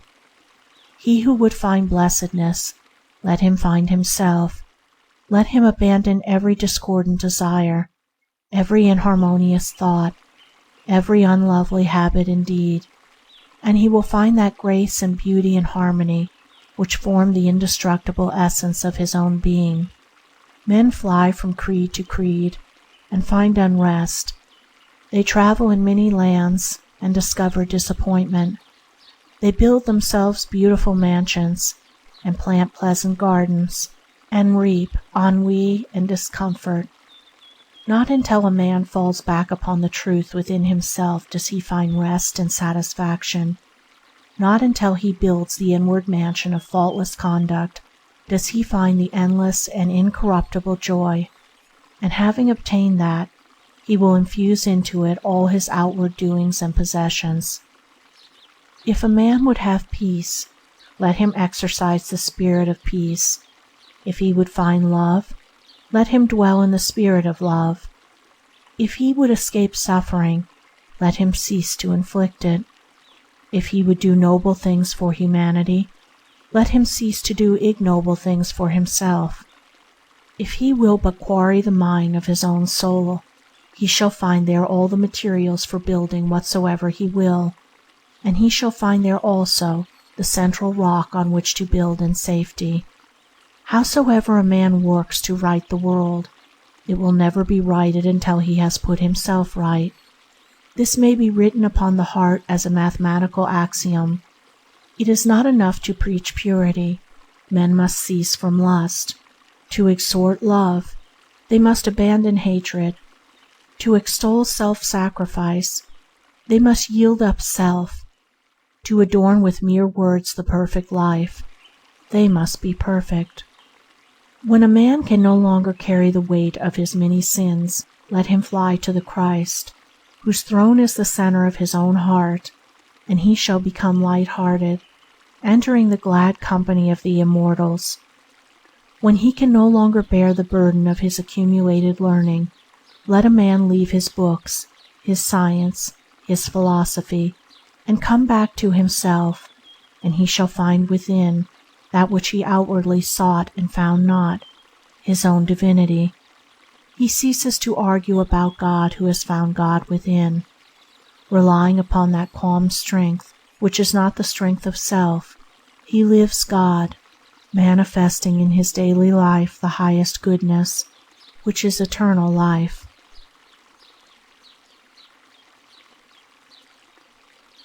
Part 2. The Heavenly Life. The Eternal Now. Now is thy reality in which time is contained. It is more and greater than time. It is an ever-present reality. It knows neither past nor future, and is eternally potent and substantial. Every minute, every day, every year is a dream as soon as it has passed, and exists only as an imperfect and unsubstantial picture in the memory, if it not be entirely obliterated. Past and future are dreams. Now is a reality. All things are now. All power, all possibility, all action is now. Not to act and accomplish now is not to act and accomplish at all. To live in thoughts of what you might have done, or in dreams of what you meant to do, this is folly. But to put away regret, to anchor anticipation, and to do and to work now, this is wisdom. Whilst a man is dwelling upon the past or future, he is missing the present. He is forgetting to live now. All things are possible now, and only now. Without wisdom to guide him, and mistaking the unreal for the real, a man says, "If I had done so and so last week, last month, or last year, it would have been better with me today." Or, "I know what is best to be done, and I will do it tomorrow." The selfish cannot comprehend the vast importance and value of the present, and fail to see it as the substantial reality of which past and future are the empty reflections. It may truly be said that past and future do not exist except as negative shadows, and to live in them, that is, in the regretful and selfish contemplation of them, is to miss the reality in life. The present is all thou hast for thy sure possessing. Like the patriarch's angel, hold it fast till it gives its blessing. All which is real now remaineth, and fadeth never. The hand which upholds it now sustaineth the soul forever. Then of what is to be, and of what is done, why querest thou? The past and the time to be are one, and both are now. Man has all power now, but not knowing this, he says, "I will be perfect next year, or in so many years, or in so many lives." The dwellers in the kingdom of God, who live only in the now, say, "I am perfect now," and refraining from all sin now, and ceaselessly guarding the portals of the mind, not looking to the past nor to the future, nor turning to the left or right, they remain eternally holy and blessed. Now is the accepted time. Now is the day of salvation. Say to yourself, "I will live in my ideal now. I will manifest my ideal now. I will be my ideal now, and all that tempts me away from my ideal I will not listen to. I will listen only to the voice of my ideal." Thus resolving and thus doing, you shall not depart from the highest. and shall eternally manifest the true. Afoot and light-hearted, I take to the open road. Henceforth I ask not good fortune, I myself am good fortune.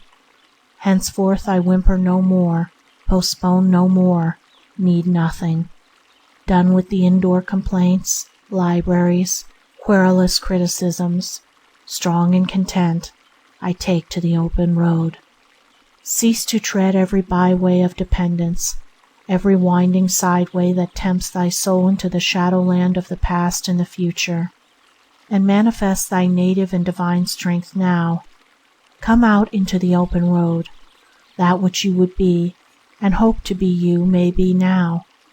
Non-accomplishment resides in your perpetual postponement, and having the power to postpone, you also have the power to accomplish, to perpetually accomplish. Realize this truth, and you shall be today, and every day, the ideal man of whom you dreamed. Virtue consists in fighting sin day after day, but holiness consists in leaving sin, unnoticed and ignored, to die by the wayside, and this is done, and can only be done, in the living now. Say not unto thy soul, Thou shalt be pure tomorrow, but rather say, Thou shalt be pure now. Tomorrow is too late for anything, and he who sees his help and salvation in tomorrow shall continually fail and fall today. Thou didst fall yesterday, didst sin grievously. Having realized this, leave it, instantly and forever, and watch that thou sinnest not now.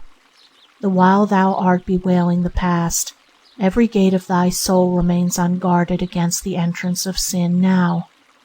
Thou shalt not rise by grieving over the irremediable past, but by remedying the present. The foolish man, loving the boggy side path of procrastination rather than the firm highway of present effort, says, I will rise early tomorrow. I will get out of debt tomorrow. I will carry out my intentions tomorrow. But the wise man, realizing the momentous import of the eternal now, rises early today, keeps out of debt today, carries out his intentions today, and so never departs from the strength and peace and ripe accomplishment. That which is done now remains. That which is to be done tomorrow does not appear. It is wisdom to leave that which has not arrived, and to attend to that which is, and to attend to it with such a consecration of soul and concentration of effort as shall leave no possible loophole for regret to creep in. A man's spiritual comprehension being clouded by the illusions of self, he says, I was born on such a day, so many years ago, and shall die at my allotted time. But he was not born, neither will he die. For how can that which is immortal, which eternally is, be subject to birth and death? Let a man throw off his illusions, and he will see that the birth and death of the body are the mere incidents of a journey, and not its beginning and end. Looking back to happy beginnings, and forward to mournful endings, a man's eyes are blinded, so that he beholds not his own immortality. His ears are closed, so that he hears not the ever-present harmonies of joy, and his heart is hardened, so that it pulsates not to the rhythmic sounds of peace. The universe, with all that it contains, is now. Put out thy hand, O man, and receive the fruits of wisdom. Cease from thy greedy striving, thy selfish sorrowing, thy foolish regretting, and be content to live. Act now, and lo, all things are done. Live now, and behold, thou art in the midst of plenty. Be now, and know that thou art perfect. Part 2. The Heavenly Life. The Original Simplicity. Life is simple. Being is simple. The universe is simple. Complexity arises in ignorance and self-delusion. The original simplicity of Lao Tzu is a term expressive of the universe as it is, and not as it appears. Looking through the woven network of his own illusions, man sees interminable complication and unfathomable mystery, and so loses himself in the labyrinths of his own making. Let a man put away egotism, and he will see the universe in all the beauty of its pristine simplicity. Let him annihilate the delusion of the personal I, and he will destroy all the illusions which spring from that I. He will thus re-become a little child, and will revert to original simplicity. When a man succeeds in entirely forgetting and annihilating his personal self, he becomes a mirror in which the universal reality is faultlessly reflected. He is awakened, and henceforward he lives, not in dreams, but in realities. Pythagoras saw the universe in the 10 numbers, but even this simplicity may be further reduced, and the universe ultimately found to be contained in the number 1. For all the numerals, and all their infinite complications, are but additions of the One. Let life cease to be lived as a fragmentary thing, and let it be lived as a perfect whole. The simplicity of the perfect will then be revealed. How shall the fragment comprehend the whole? Yet how simple that the whole should comprehend the fragment. How shall sin perceive holiness? Yet how plain that holiness should understand sin. He who would become the greater, let him abandon the lesser. In no form is the circle contained, but in the circle all forms are contained. In no color is the radiant light imprisoned, but in the radiant light all colors are embodied. Let a man destroy all forms of self, and he shall apprehend the circle of perfection. Let him submerge, in the silent depths of his being, the varying colors of his thoughts and desires, and he shall be illuminated with the white light of divine knowledge. In the perfect chord of music, the single note, though forgotten, is indispensably contained, and the drop of water becomes of supreme usefulness by losing itself in the ocean. Sink thyself compassionately in the heart of humanity, and thou shalt reproduce the harmonies of heaven. Lose thyself in unlimited love toward all, and thou shalt work enduring works, and shalt become one with the eternal ocean of bliss. Man evolves outward to the periphery of complexity, and then evolves backward to the central simplicity. When a man discovers that it is mathematically impossible for him to know the universe before knowing himself, he starts upon the way which leads to the original simplicity. He begins to unfold from within, and as he unfolds himself, he unfolds the universe, is himself a microcosm. Cease to speculate about God, and find the all-embracing good within thee. So shalt thou see the emptiness and vanity of speculation, knowing thyself one with God. He who will not give up his secret lust, his covetousness, his anger, his opinion about this or that, can see nor know nothing. He will remain a dullard in the school of wisdom, though he be accounted learned in the colleges. If a man would find the key of knowledge, let him find himself. Thy sins are not thyself, they are not any part of thyself, they are diseases which thou hast come to love. Cease to cling to them, and they will no longer cling to thee. Let them fall away, and thyself shall stand revealed. Thou shalt then know thyself as comprehensive vision, invincible principle, immortal life, and eternal good. The impure man believes impurity to be his rightful condition, but the pure man knows himself as a pure being. He also, penetrating the veils, sees all others as pure being. Purity is extremely simple, and needs no argument to support it. Impurity is interminably complex, and is ever involved in defensive argument. Truth lives itself. A blameless life is the only witness of truth. Men cannot see, and will not accept the witness until they find it within themselves, and having found it, a man becomes silent before his fellows. Truth is so simple that it cannot be found in the region of argument and advertisement, and so silent that it is only manifested in actions. So extremely simple is original simplicity that a man must let go his hold of everything before he can perceive it. The great arch is strong by virtue of the hollowness underneath, and a wise man becomes strong and invincible by emptying himself. Meekness, patience, love, compassion, and wisdom, these are the dominant qualities of original simplicity. Wherefore the imperfect cannot understand it. Wisdom can only apprehend wisdom. Wherefore the fool says, "No man is wise." The imperfect man says, "No man can be perfect," and wherefore he remains where he is. Though he live with a perfect man all his life, he shall not behold his perfection. Meekness he will call cowardice. Patience, love, and compassion he will see as weakness, and wisdom will appear to him as folly. Faultless discrimination belongs to the perfect whole, and resides not in any part. Wherefore men are exhorted to refrain from judgment until they have themselves manifested the perfect life. Arriving at original simplicity, opacity disappears, and the universal transparency becomes apparent. He who has found the indwelling reality of his own being has found the original and universal reality.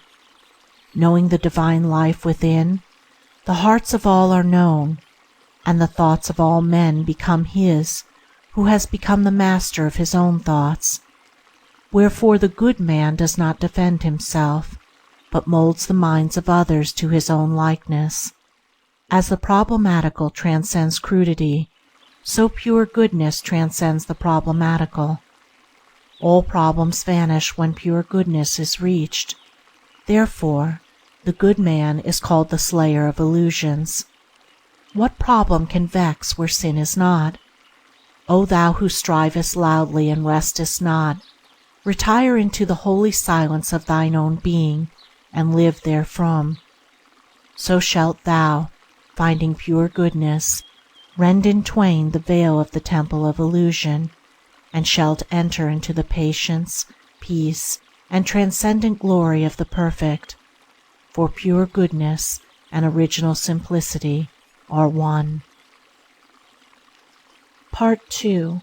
The Heavenly Life, the Unfailing Wisdom. A man should always be superior to his possessions, his body, his circumstances and surroundings, and the opinions of others and their attitude towards him. Until he is this, he is not strong and steadfast. He should also rise superior to his own desires and opinions, and until he is this, he is not wise. The man who identifies himself with his possessions will feel that all is lost when these are lost. He who regards himself as the outcome and the tool of circumstances will weakly fluctuate with every change in his outward condition, and great will be his unrest and pain who seeks to stand upon the approbation of others. To detach oneself from every outward thing, and to rest securely upon the inward virtue, this is the unfailing wisdom. Having this wisdom, a man will be the same whether in riches or in poverty. The one cannot add to his strength, nor the other rob him of his serenity.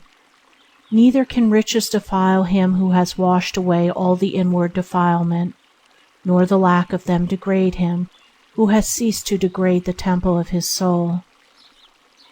To refuse to be enslaved by any outward thing or happening, regarding all such things and happenings as for your use, for your education, this is wisdom. To the wise all occurrences are good, and having no eye for evil, they grow wiser every day. They utilize all things, and thus put all things under their feet.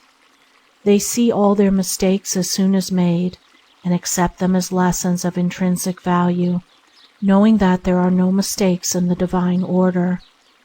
They thus rapidly approach the divine perfection. They are moved by none, yet learn from all. They crave love from none, yet give love to all. To learn and not to be shaken, to love where one is not loved. Here lies the strength which shall never fail a man. The man who says in his heart, "I will teach all men and learn from none," will neither teach nor learn whilst he is in that frame of mind, but will remain in his folly. All strength and wisdom and power and knowledge a man will find within himself, but he will not find it in egotism. He will only find it in obedience, submission, and willingness to learn. He must obey the higher, and not glorify himself in the lower. He who stands upon egotism, rejecting reproof, instruction, and the lessons of experience, will surely fall. Yea, he has already fallen. Said a great teacher to his disciples, "Those who shall be a lamp unto themselves, relying upon themselves only, and not relying upon any external help, but holding fast to the truth as their lamp, and seeking their salvation in the truth alone, shall not look for assistance to any besides themselves. It is they amongst my disciples who shall reach the very topmost height. But they must be willing to learn. The wise man is always anxious to learn, but never anxious to teach, for he knows that the true teacher is in the heart of every man, and must ultimately be found there by all. The foolish man, being governed largely by vanity, is very anxious to teach, but unwilling to learn, not having found the holy teacher within, who speaks wisdom to the humbly listening soul. Be self-reliant, but let thy self-reliance be saintly and not selfish. Folly and wisdom, weakness and strength, are within a man, and not in any external thing, neither do they spring from any external cause. A man cannot be strong for another, he can only be strong for himself. He cannot overcome for another, he can only overcome of himself. You may learn of another, but you must accomplish for yourself. Put away all external props, and rely upon thy truth within you. A creed will not bear a man up in the hour of temptation. He must possess the inward knowledge, which slays temptation. A speculative philosophy will prove a shadowy thing in the time of calamity. A man must have the inward wisdom which puts an end to grief. Goodness, which is the aim of all religions, is distinct from religions themselves.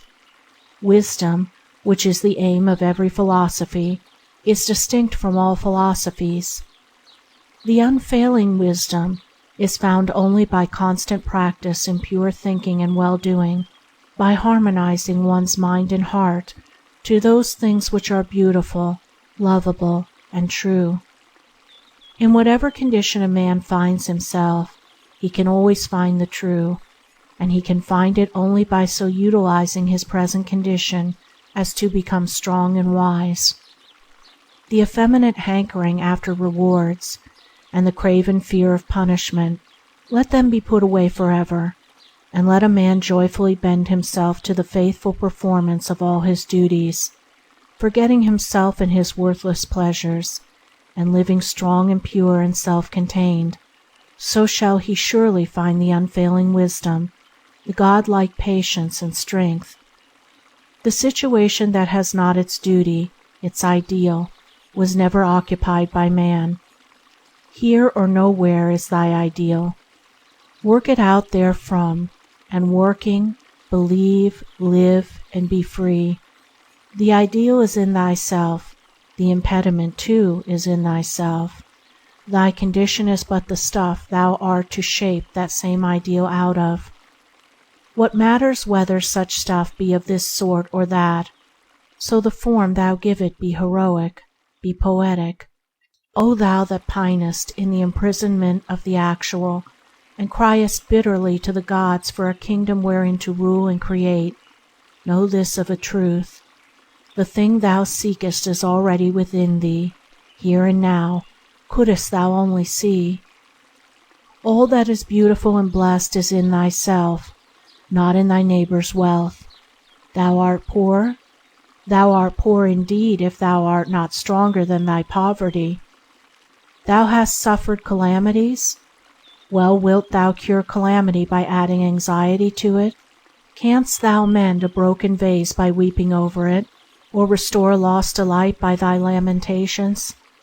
There is no evil but will vanish if thou wilt wisely meet it. The godlike soul does not grieve over that which has been, is, or will be, but perpetually resides in the divine good, and gains wisdom by every occurrence.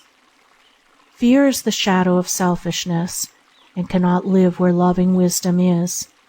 Doubt, anxiety, and worry are unsubstantial shades in the underworld of self, and shall no more trouble him who will climb the serene altitudes of his soul. Grief, also, will be forever dispelled by him who will comprehend the law of his being. He who so comprehends shall find the supreme law of life, and he shall find that it is love, and that it is imperishable love. He shall become one with that love, and loving all, with mind freed from all hatred and folly, he shall receive the invincible protection which love affords. Claiming nothing, he shall suffer no loss. Seeking no pleasure, he shall find no grief. And employing all his powers as instruments of service, he shall evermore live in the highest state of blessedness and bliss. Know this: thou makest and unmakest thyself. Thou standest and fallest by what thou art. Thou art a slave if thou preferest to be. Thou art a master if thou wilt make thyself one. Build upon thy animal desires and intellectual opinions, and thou buildest upon the sand. Build upon virtue and holiness, and no wind nor tide shall shake thy strong abode. So shall the unfailing wisdom uphold thee in every emergency, and the everlasting arms gather thee to thy peace. Lay up each year thy harvest of well-doing, wealth that kings nor thieves can take away.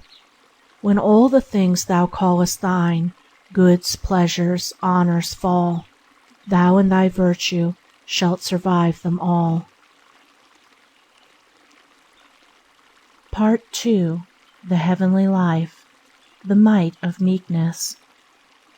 The mountain bends not to the fiercest storm, but it shields the fledgling and the lamb, and though all men tread upon it, yet it protects them, and bears them up upon its deathless bosom.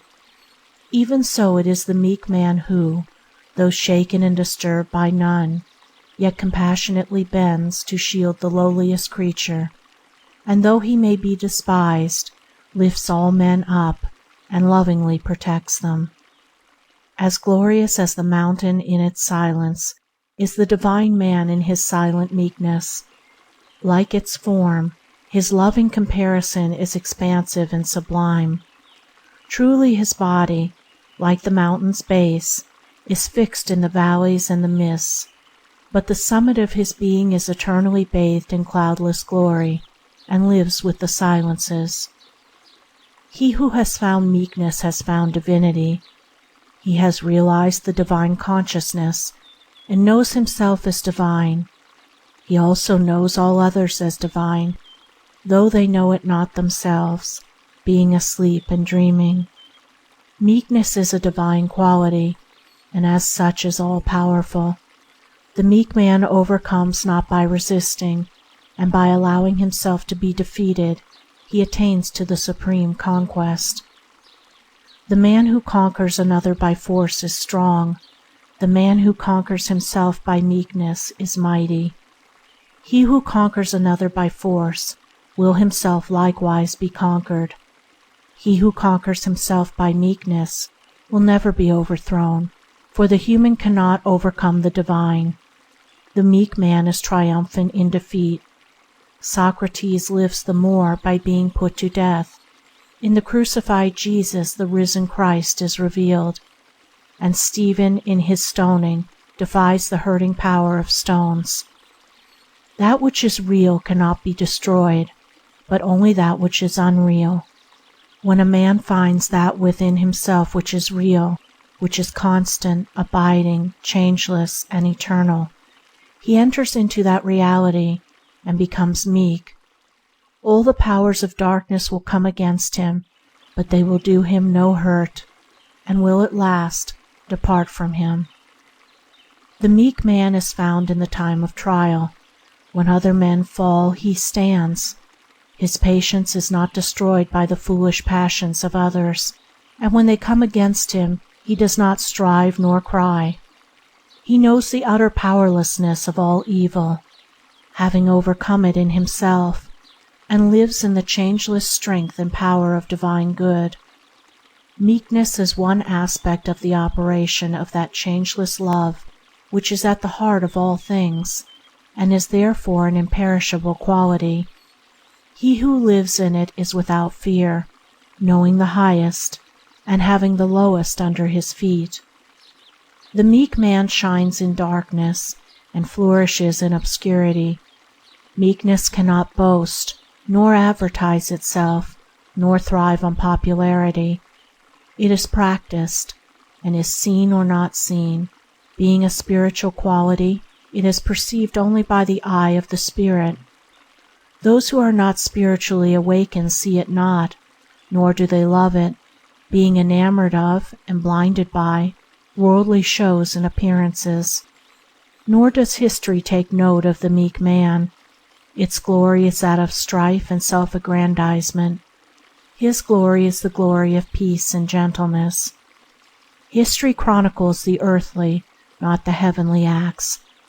Yet though he lives in obscurity, he cannot be hidden. How can light be hid? He continues to shine after he has withdrawn himself from the world, and is worshipped by the world which knew him not.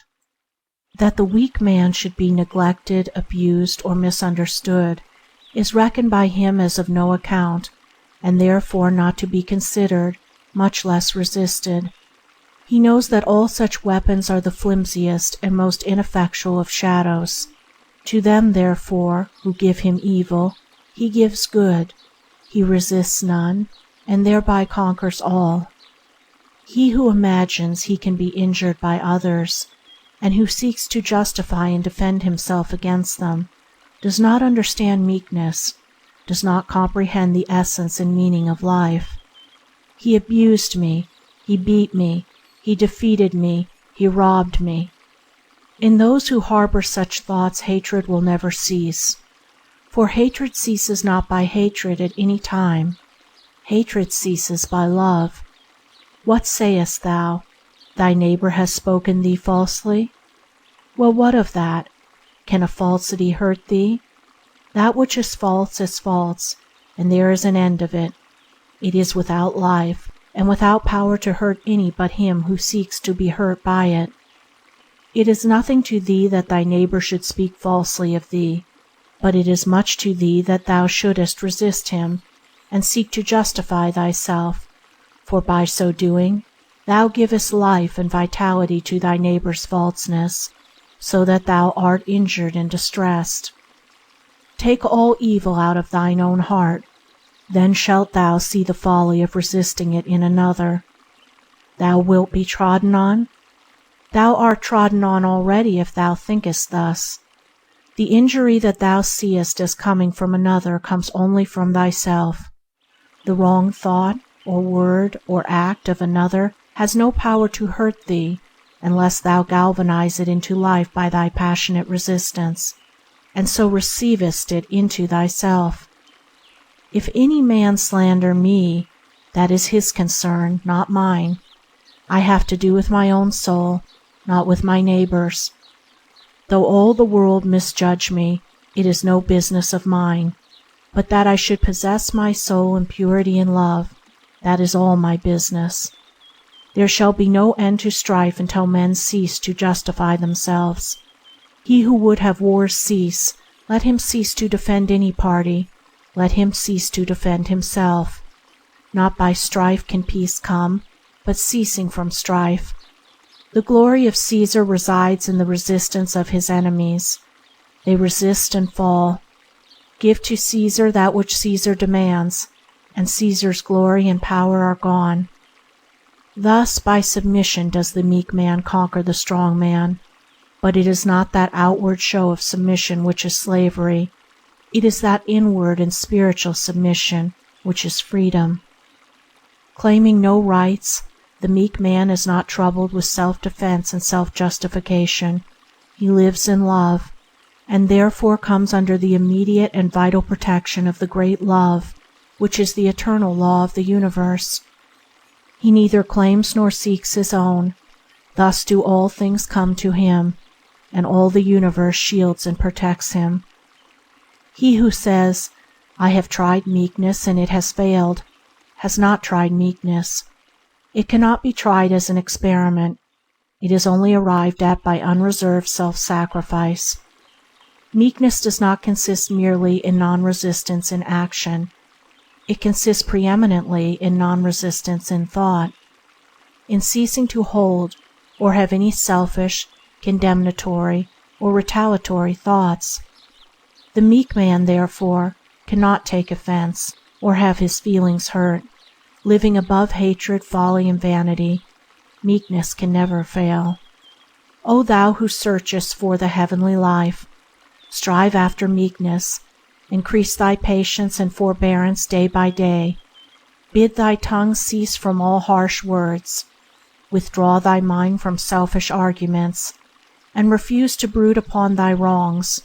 So living, thou shalt carefully tend and cultivate the pure and delicate flower of meekness in thy heart, until at last its divine sweetness and purity and beauteous perfection shall be revealed to thee, and thou shalt become gentle, joyful, and strong.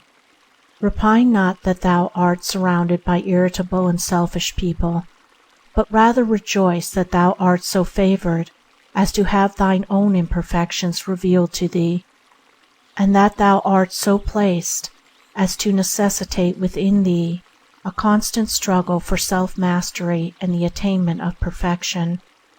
The more there is of harshness and selfishness around thee, the greater is the need for thy meekness and love. If others seek to wrong thee, all the more is it needful that thou shouldest cease from all wrong and live in love. If others preach meekness, humility, and love, and do not practice these, trouble not, nor be annoyed, but do thou in the silence of thy heart and in thy contact with others practice these things, and they shall preach themselves. And though thou utter no declamatory word, and stand before no gathered audience, thou shalt teach the whole world. As thou becomest meek, thou shalt learn the deepest secrets of the universe. Nothing is hidden from him who overcomes himself. Into the cause of causes shalt thou penetrate, and lifting, one after another, every veil of illusion, shalt reach at last the innermost heart of being. Thus becoming one with life, thou shalt know life, and seeing into its causes, and knowing realities, thou shalt be no more anxious about thyself and others and the world, but shalt see all things that are engines of the great law. Canopied with gentleness, thou shalt bless where others curse, love where others hate, forgive where others condemn, yield where others strive, give up where others grasp, lose where others gain, and in their strength they shall be weak, and in thy weakness thou shalt be strong, yea, thou shalt mightily prevail. He that hath not unbroken gentleness hath not truth. Therefore when heaven would save a man, it enfolds him with gentleness. Part 2. The Heavenly Life. The Righteous Man. The righteous man is invincible. No enemy can possibly overcome or confront him, and he needs no other protection than that of his own integrity and holiness. As it is impossible for evil to overcome good, so the righteous man can never be brought low by the unrighteous. Slander, envy, hatred, malice can never reach him nor cause him any suffering, and those who try to injure him only succeed ultimately in bringing ignominy upon themselves. The righteous man, having nothing to hide, committing no acts which require stealth, and harboring no thoughts and desires which he would not like others to know, is fearless and unashamed. His step is firm, his body upright, and his speech direct and without ambiguity. He looks everybody in the face. How can he fear any who wrongs none? How can he be ashamed before any who deceives none? And ceasing from all wrong, he can never be wronged. The righteous man, performing all his duties with scrupulous diligence and living above sin, is invulnerable at every point. He who has slain the inward enemies of virtue can never be brought low by any outward enemy, neither does he seek any protection against them, righteousness being an all-sufficient protection. The unrighteous man is vulnerable at almost every point. Living in his passions, the slave of his prejudices, impulses, and ill-formed opinions, he is continually suffering, as he imagines, at the hands of others.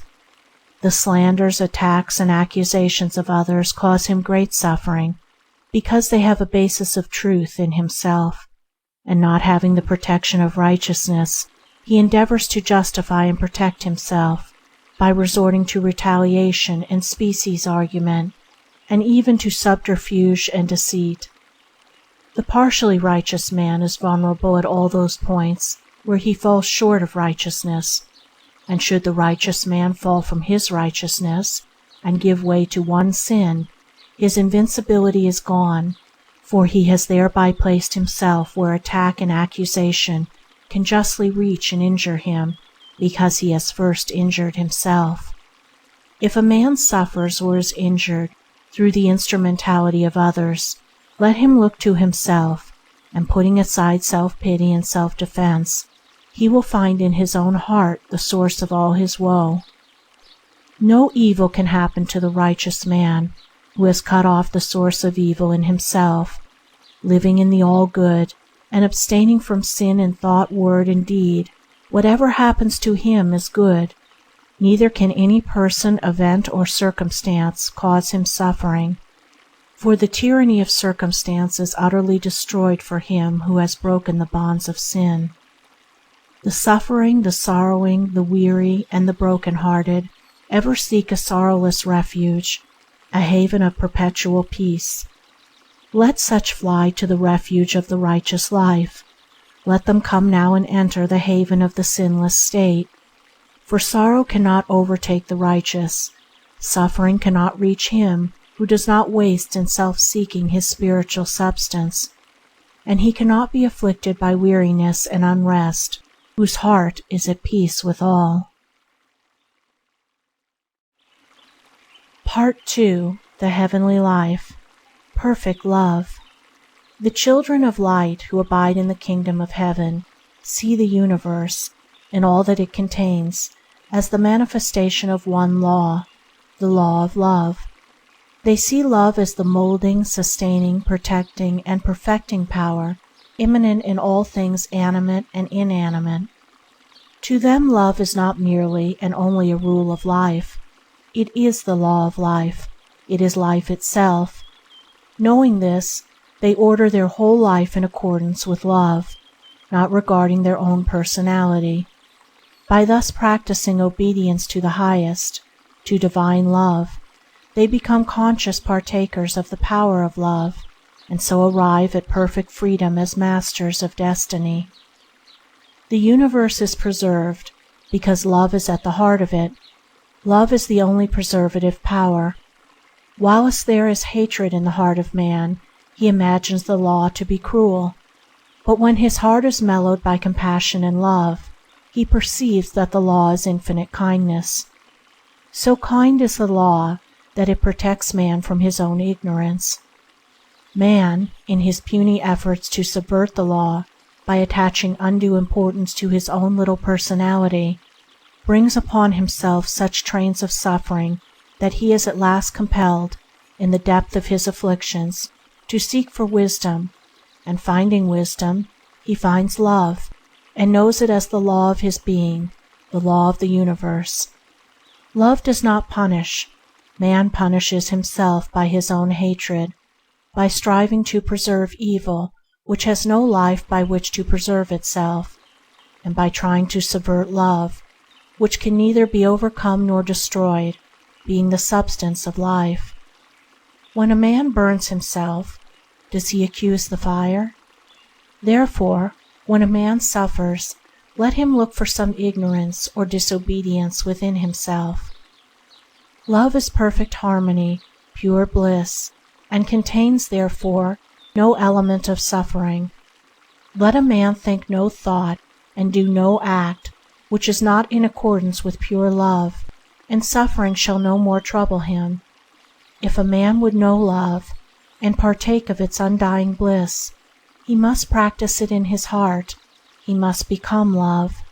He who always acts from the spirit of love is never deserted, is never left in a dilemma or difficulty, for love, impersonal love, is both knowledge and power. He who has learned how to love has learned how to master every difficulty, how to transmute every failure into success, how to clothe every event and condition in the garments of blessedness and beauty. The way to love is by self-mastery, and traveling that way, a man builds himself up in knowledge as he proceeds. Arriving at love, he enters into full possession of body and mind, by right of the divine power which he has earned. Perfect love casteth out fear. To know love is to know that there is no harmful power in the whole universe. Even sin itself, which the worldly and unbelieving imagine is so unconquerable, is known as a very weak and perishable thing that shrinks away and disappears before the compelling power of good. Perfect love is perfect harmlessness, and he who has destroyed in himself all thoughts of harm and all desire to harm receives the universal protection and knows himself to be invincible. Perfect love is perfect patience. Anger and irritability cannot dwell with it nor come near it. It sweetens every bitter occasion with the perfume of holiness, and transmutes trial into divine strength. Complaint is foreign to it. He who loves bewails nothing, but accepts all things and conditions as heavenly guests. He is therefore constantly blessed, and sorrow does not overtake him. Perfect love is perfect trust. He who has destroyed the desire to grasp can never be troubled with the fear of loss. Loss and gain are alike foreign to him. Steadfastly maintaining a loving attitude of mind toward all, and pursuing, in the performance of his duties, a constant and loving activity, love protects him and evermore supplies him in fullest measure with all that he needs. Perfect love is perfect power. The wisely loving heart commands without exercising any authority. All things and all men obey him who obeys the highest. He thinks, and lo, he has already accomplished. He speaks, and behold, a world hangs upon his simple utterances. He has harmonized his thoughts with the imperishable and unconquerable forces, and for him weakness and uncertainty are no more. His every thought is a purpose, his every act is an accomplishment. He moves with the great law, not setting his puny personal will against it, and he thus becomes a channel through which the divine power can flow in unimpeded and beneficent expression. He has thus become power itself. Perfect love is perfect wisdom. The man who loves all is the man who knows all. Having thoroughly learned the lessons of his own heart, he knows the tasks and trials of other hearts, and adapts himself to them gently and without ostentation. Love illuminates the intellect. Without it, the intellect is blind and cold and lifeless. Love succeeds where the intellect fails, sees where the intellect is blind, knows where the intellect is ignorant. Reason is only completed in love, and is ultimately absorbed in it. Love is the supreme reality in the universe, and as such it contains all truth. Infinite tenderness enfolds and cherishes the universe. Therefore it is the wise man, gentle and childlike and tender-hearted. He sees that the one thing which all creatures need is love, and he gives it unstintingly. He knows that all occasions require the adjusting power of love, and he ceases from harshness. To the eye of love all things are revealed, not as an infinity of complex events, but in the light of eternal principles, out of which spring all cause and effects, and back into which they return. God is love, therefore then love is nothing more than perfect. He who would find pure knowledge, let him find pure love. Perfect love is perfect peace. He who dwells with it has completed his pilgrimage in the underworld of sorrow. With mind calm and heart at rest, he has banished the shadows of grief and knows the deathless life. If thou wouldest perfect thyself in knowledge, perfect thyself in love. If thou wouldest reach the highest, ceaselessly cultivate a loving and compassionate heart.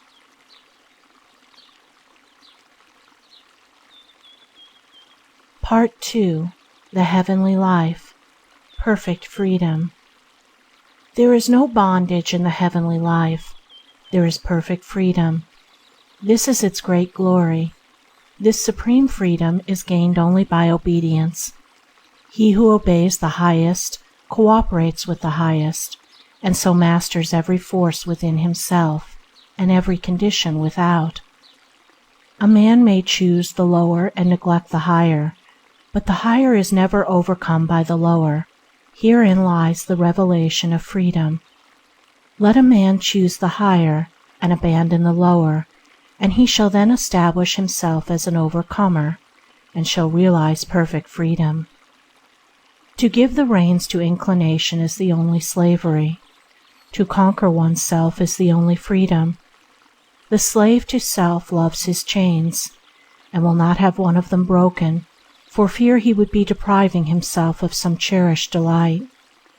He clings to his gratifications and vanities, regarding freedom from them as an empty and undesirable condition.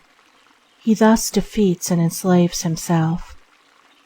By self-enlightenment is perfect freedom found.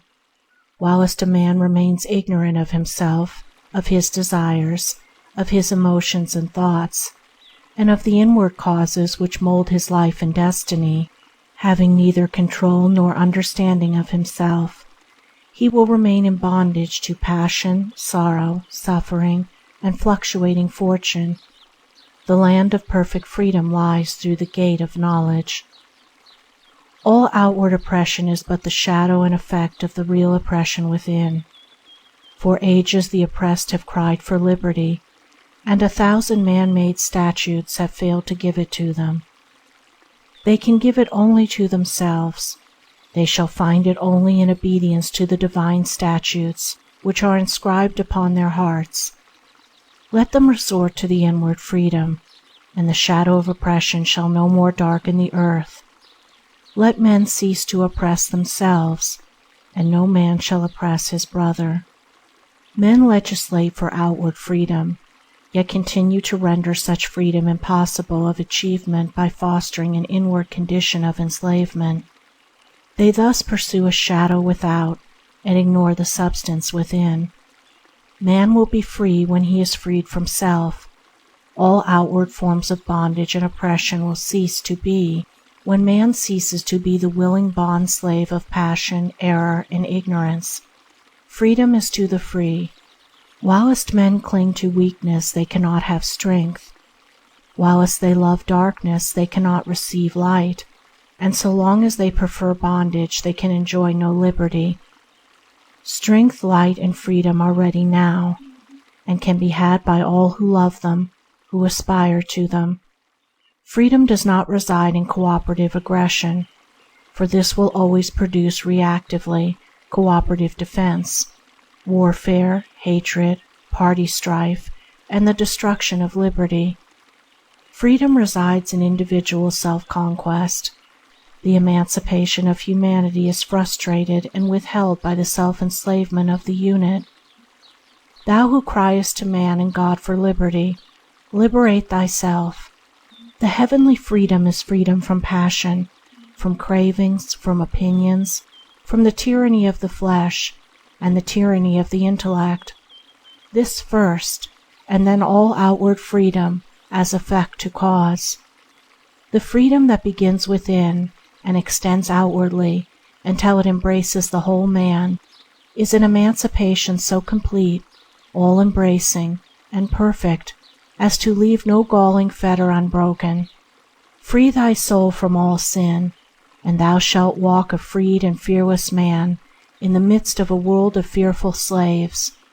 And seeing thee, many slaves shall take heart and shall join thee in thy glorious freedom. He who says, "My worldly duties are irksome to me, I will leave them and go into solitude, where I shall be as free as the air," and thinks to gain freedom thus, will find only a harder slavery. The tree of freedom is rooted in duty, and he who would pluck its sweet fruits must discover joy in duty. Glad-hearted, calm, and ready for all tasks is he who is freed from self. Irksomeness and weariness cannot enter his heart, and his divine strength lightens every burden so that its weight is not felt. He does not run away from duty with his chains about him, but breaks them and stands free. Make thyself pure. Make thyself proof against weakness, temptation, and sin, for only in thine own heart and mind shalt thou find that perfect freedom for which the whole world sighs and seeks in vain.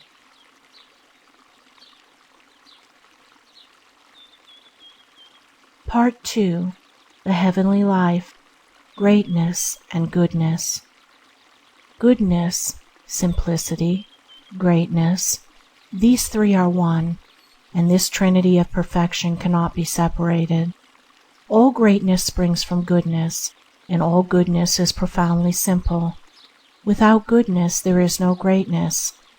Some men pass through the world as destructive forces, like the tornado or the avalanche, but these are not great. They are to greatness as the avalanche is to the mountain. The work of greatness is enduring and preservative, and not violent and destructive. The greatest souls are the most gentle. Greatness is never obtrusive. It works in silence, seeking no recognition. This is why it is not easily perceived and recognized. Like the mountain, it towers up in its vastness, so that those in its immediate vicinity who receive its shelter and shade do not see it. Its sublime grandeur is only beheld as they recede from it. The great man is not seen by his contemporaries.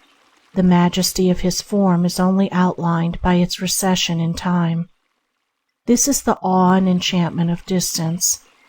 Men occupy themselves with the small things, their houses, trees, lands. Few contemplate the mountain at whose base they live, and fewer still explore it. But in the distance these small things disappear, and then the solitary beauty of the mountain is perceived. Popularity, noisy obtrusiveness, and shallow show, these superficialities rapidly disappear and leave behind no enduring mark, whereas greatness slowly emerges from obscurity and endures forever. Jewish rabbi and rabble alike saw not the divine beauty of Jesus. They saw only an unlettered carpenter. To his acquaintances, Homer was only a blind beggar, but the centuries reveal him as Homer the immortal poet. 200 years after the farmer of Stratford, and all that is known of him has disappeared, the real Shakespeare is discerned. All true genius is impersonal. It belongs not to the man through whom it is manifested, it belongs to all. It is a diffusion of pure truth, the light of heaven descending on all mankind. Every work of genius, in whatsoever department of art, is a symbolic manifestation of impersonal truth. It is universal and finds a response in every heart, in every age and race. Anything short of this is not genius, is not greatness. That work which defends a religion perishes. It is religion that lives. Theories about immortality fade away. Immortal man endures. Commentaries upon truth come to dust. Truth alone remains.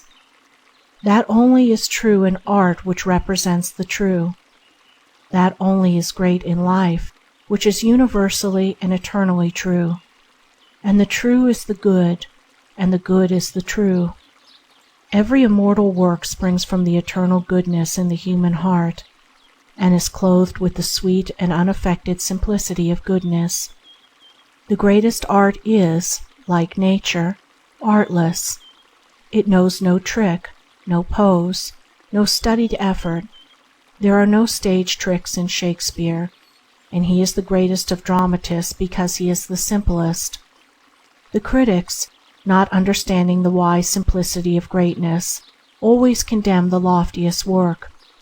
They cannot discriminate between the childish and the childlike.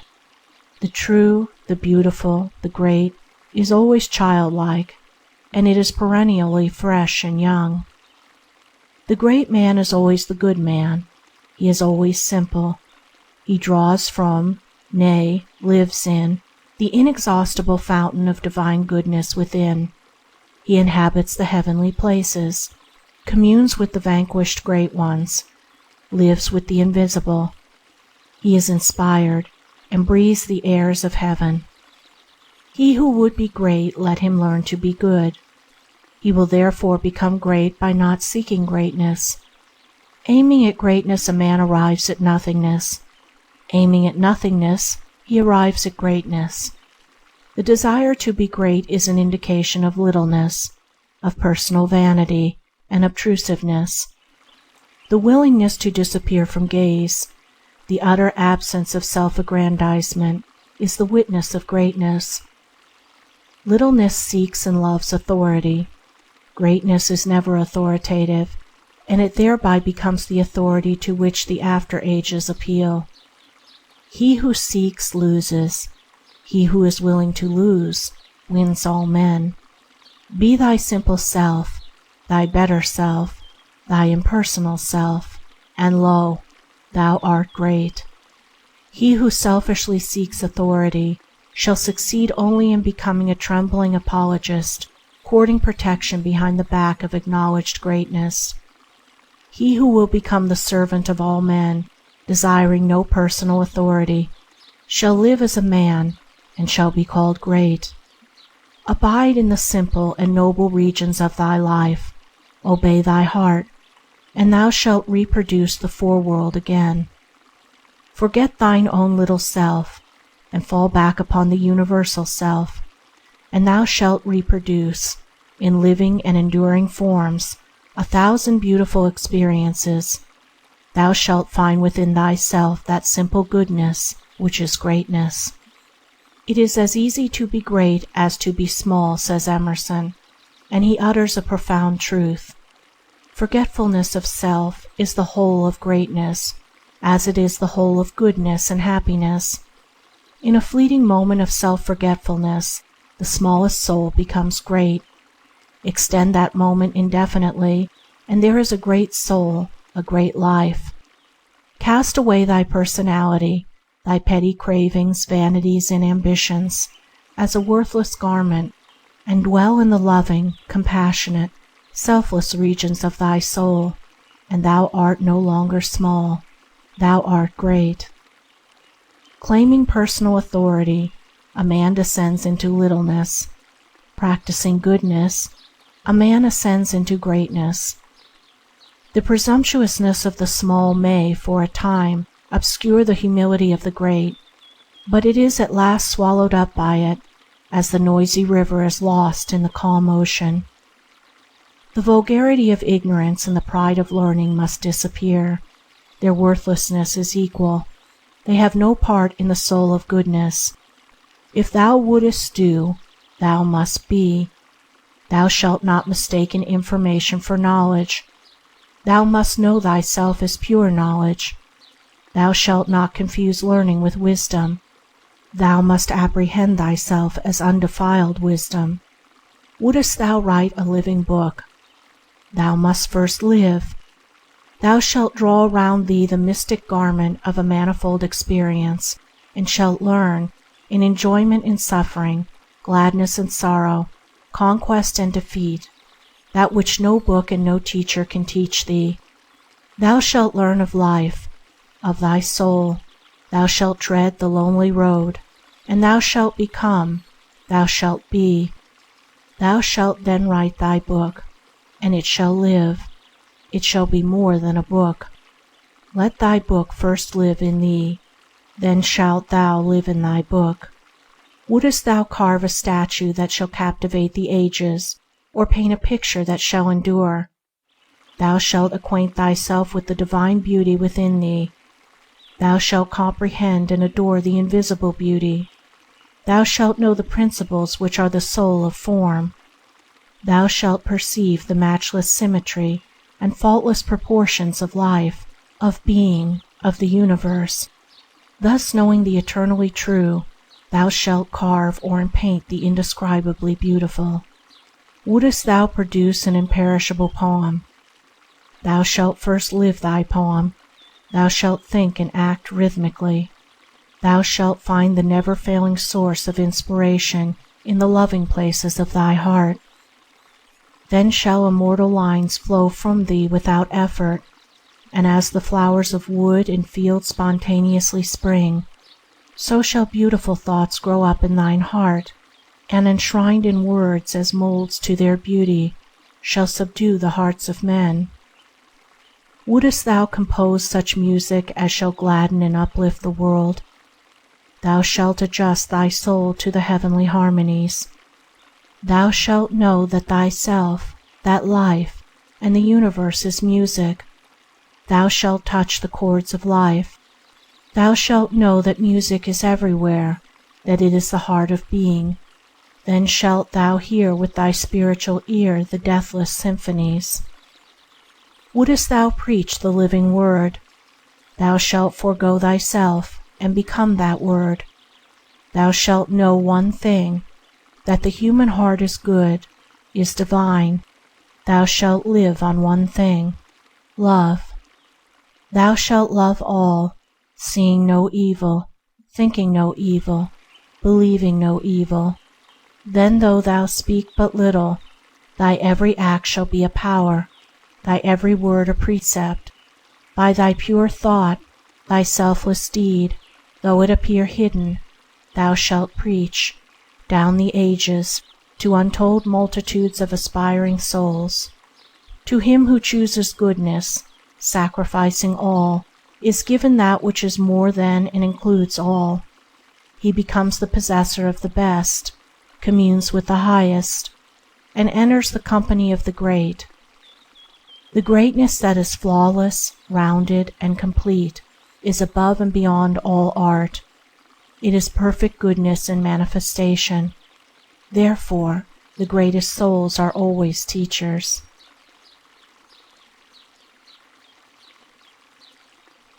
Part 2. The Heavenly Life. Heaven in the Heart. The toil of life ceases when the heart is pure. When the mind is harmonized with the divine law, the wheel of drudgery ceases to turn, and all work is transmuted into joyful activity. The pure-hearted are as the lilies of the field, which toil not, yet are fed and clothed from the abundant storehouse of the All-Good. But the lily is not lethargic, it is ceaselessly active, drawing nourishment from earth and air and sun. By the divine power immanent within it, it builds itself up, cell by cell, opening itself to the light, growing and expanding towards the perfect flower. So it is with these who, having yielded up self-will, have learned to cooperate with the divine will. They grow in grace, goodness, and beauty, freed from anxiety and without friction and toil. And they never work in vain. There is no waste in action.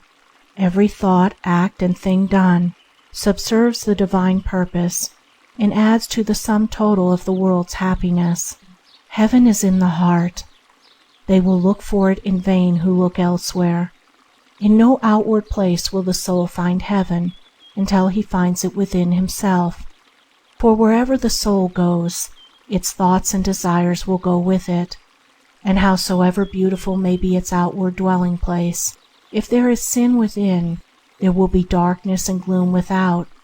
For sin always casts a dark shadow over the pathway of the soul, the shadow of sorrow. This world is beautiful, transcendentally and wonderfully beautiful. Its beauties and inspiring wonders cannot be numbered, yet to the sin-sodden mind it appears as a dark and joyless place. Where passion and self are, there is hell, and there are all the pains of hell. Where holiness and love are, there is heaven, and there are all the joys of heaven. Heaven is here. It is also everywhere. It is wherever there is a pure heart. The whole universe is abounding with joy, but the sin-bound heart can neither see, hear, nor partake of it. No one is, or can be, arbitrarily shut out from heaven. Each shuts himself out. Its golden gates are eternally ajar, but the selfish cannot find them. They mourn, yet they see not. They cry, but they hear not. Only to those who turn their eyes to heavenly things are the happy portals of the kingdom revealed, and they enter and are glad. All life is gladness when the heart is right, and when it is attuned to the sweet chords of holy love. Life is religion, religion is life, and all is joy and gladness. The jarring notes of creeds and parties, the black shadows of sin, let them pass away forever. They cannot enter the door of life. They form no part of religion. Joy, music, beauty, these belong to the true order of things. They are of the texture of the universe. Of these is the great garment of life woven. Pure religion is glad, not gloomy. It is light without darkness or shadow. Despondency, disappointment, grief, these are the reflex aspects of pleasurable excitement, self-seeking, and desire. Give up the latter, and the former will forever disappear. Then there remains the perfect bliss of heaven. Abounding and unalloyed, happiness is man's true life. Perfect blessedness is his rightful portion. And when he loses his false life and finds the true, he enters into the full possession of the kingdom. The kingdom of heaven is man's home, and it is here and now. It is in his own heart, and he is not left without guides if he wills to find it. Let him return to his home. His peace awaits him. The heavenly hearted are without sorrow and suffering, because they are without sin. What the worldly minded call troubles, they regard as pleasant tasks of love and wisdom. Troubles belong to hell. They do not enter heaven. This is so simple it should not appear strange. If you have a trouble, it is in your own mind and nowhere else. You make it. It is not made for you. It is not in your task.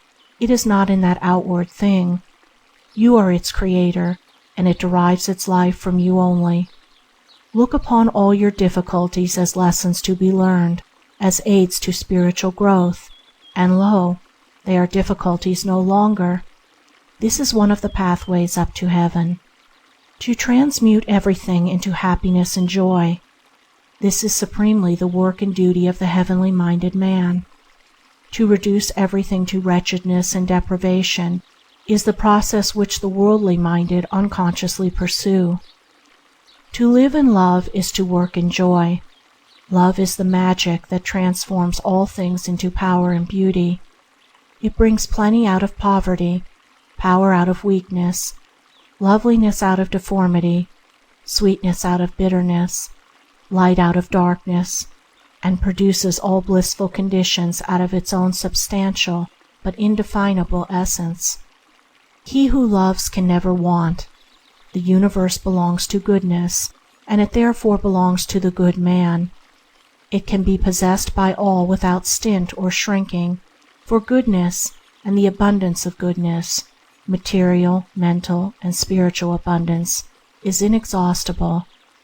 Think lovingly, speak lovingly, act lovingly, and your every need shall be supplied. You shall not walk in desert places, and no danger shall overtake you. Love sees with faultless vision, judges true judgment, acts in wisdom. Look through the eyes of love, and you shall see everywhere the beautiful and true. Judge with the mind of love, and you shall err not, shall wake no wail of sorrow. Act in the spirit of love, and you shall strike undying harmonies upon the harp of life. Make no compromise with self. Cease not to strive until your whole being is swallowed up in love. To love all and always, this is the heaven of heavens. Let there be nothing within thee that is not very beautiful and very gentle, and then there will be nothing without thee that is not beautified and softened by the spell of thy presence. All that you do, let it be done in calm wisdom, and not from desire, impulse, or opinion. This is the heavenly way of action. Purify your thought world until no stain is left, and you will ascend into heaven while living in the body. You will then see the things of the outward world clothed in all beautiful forms. Having found the divine beauty within ourselves, it springs to life in every outward thing. To the beautified soul, the world is beautiful. Undeveloped souls are merely unopened flowers. The perfect beauty lies concealed within, and will one day reveal itself to the full-orbed light of heaven. Seeing men thus, we stand where evil is not, and where the eye beholds only good. Herein lies the peace and patience and beauty of love. It sees no evil. He who loves thus becomes the protector of all men. Though in their ignorance they should hate him, he shields and loves them. What gardener is so foolish as to condemn his flowers because they do not develop in a day? Learn to love, and you shall see in all souls, even those called degraded, the divine beauty, and shall know that it will not fail to come forth in its own season. This is one of the heavenly visions. It is out of this that gladness comes. Sin, sorrow, suffering, these are the dark gropings of the unopened soul for light. Open the petals of your soul, and let the glorious light stream in. Every sinful soul is an unresolved harmony. It shall at last strike the perfect chord, and swell the joyful melodies of heaven. Hell is the preparation for heaven, and out of the debris of its ruined hovels are built pleasant mansions, wherein the perfected soul may dwell. Night is only a fleeting shadow which the world casts, and sorrow is but a transient shade cast by the self. Come out into the sunlight. Know this, O reader, that you are divine. You are not cut off from the divine except in your own unbelief. Rise up, O Son of God, and shake off the nightmare of sin which binds you. Accept your heritage, the kingdom of heaven. Drug your soul no longer with the poison of false beliefs. You are not a worm of the dust, unless you choose to make yourself one. You are a divine, immortal, God-born being, and this you may know if you will to seek and find. Cling no longer to your impure and groveling thoughts, and you shall know that you are a radiant and celestial spirit, filled with all pure and lovable thoughts. Wretchedness and sin and sorrow are not your portion here, unless you choose to accept them as such, and if you do this, they will be your portion hereafter, for these things are not apart from your soul condition. They will go wherever you go. They are only within you. Heaven, not hell, is your portion here and always. It requires you to take that which belongs to you. You are the master, and you choose whom you will serve. You are the maker of your state, and your choice determines your condition. What you pray and ask for, with your mind and heart, not with your lips merely, this you will receive. You are served as you serve. You are conditioned as you condition. You garner in your own. Heaven is yours. You have but to enter in and take possession, and heaven means supreme happiness, perfect blessedness. It leaves nothing to be desired, nothing to be grieved over. It is complete satisfaction now and in this world. It is within you. And if you do not know this, it is because you persist in turning the back of your soul upon it. Turn round and you shall behold it. Come and live in the sunshine of your being. Come out of the shadows and the dark places. You are framed for happiness. You are a child of heaven.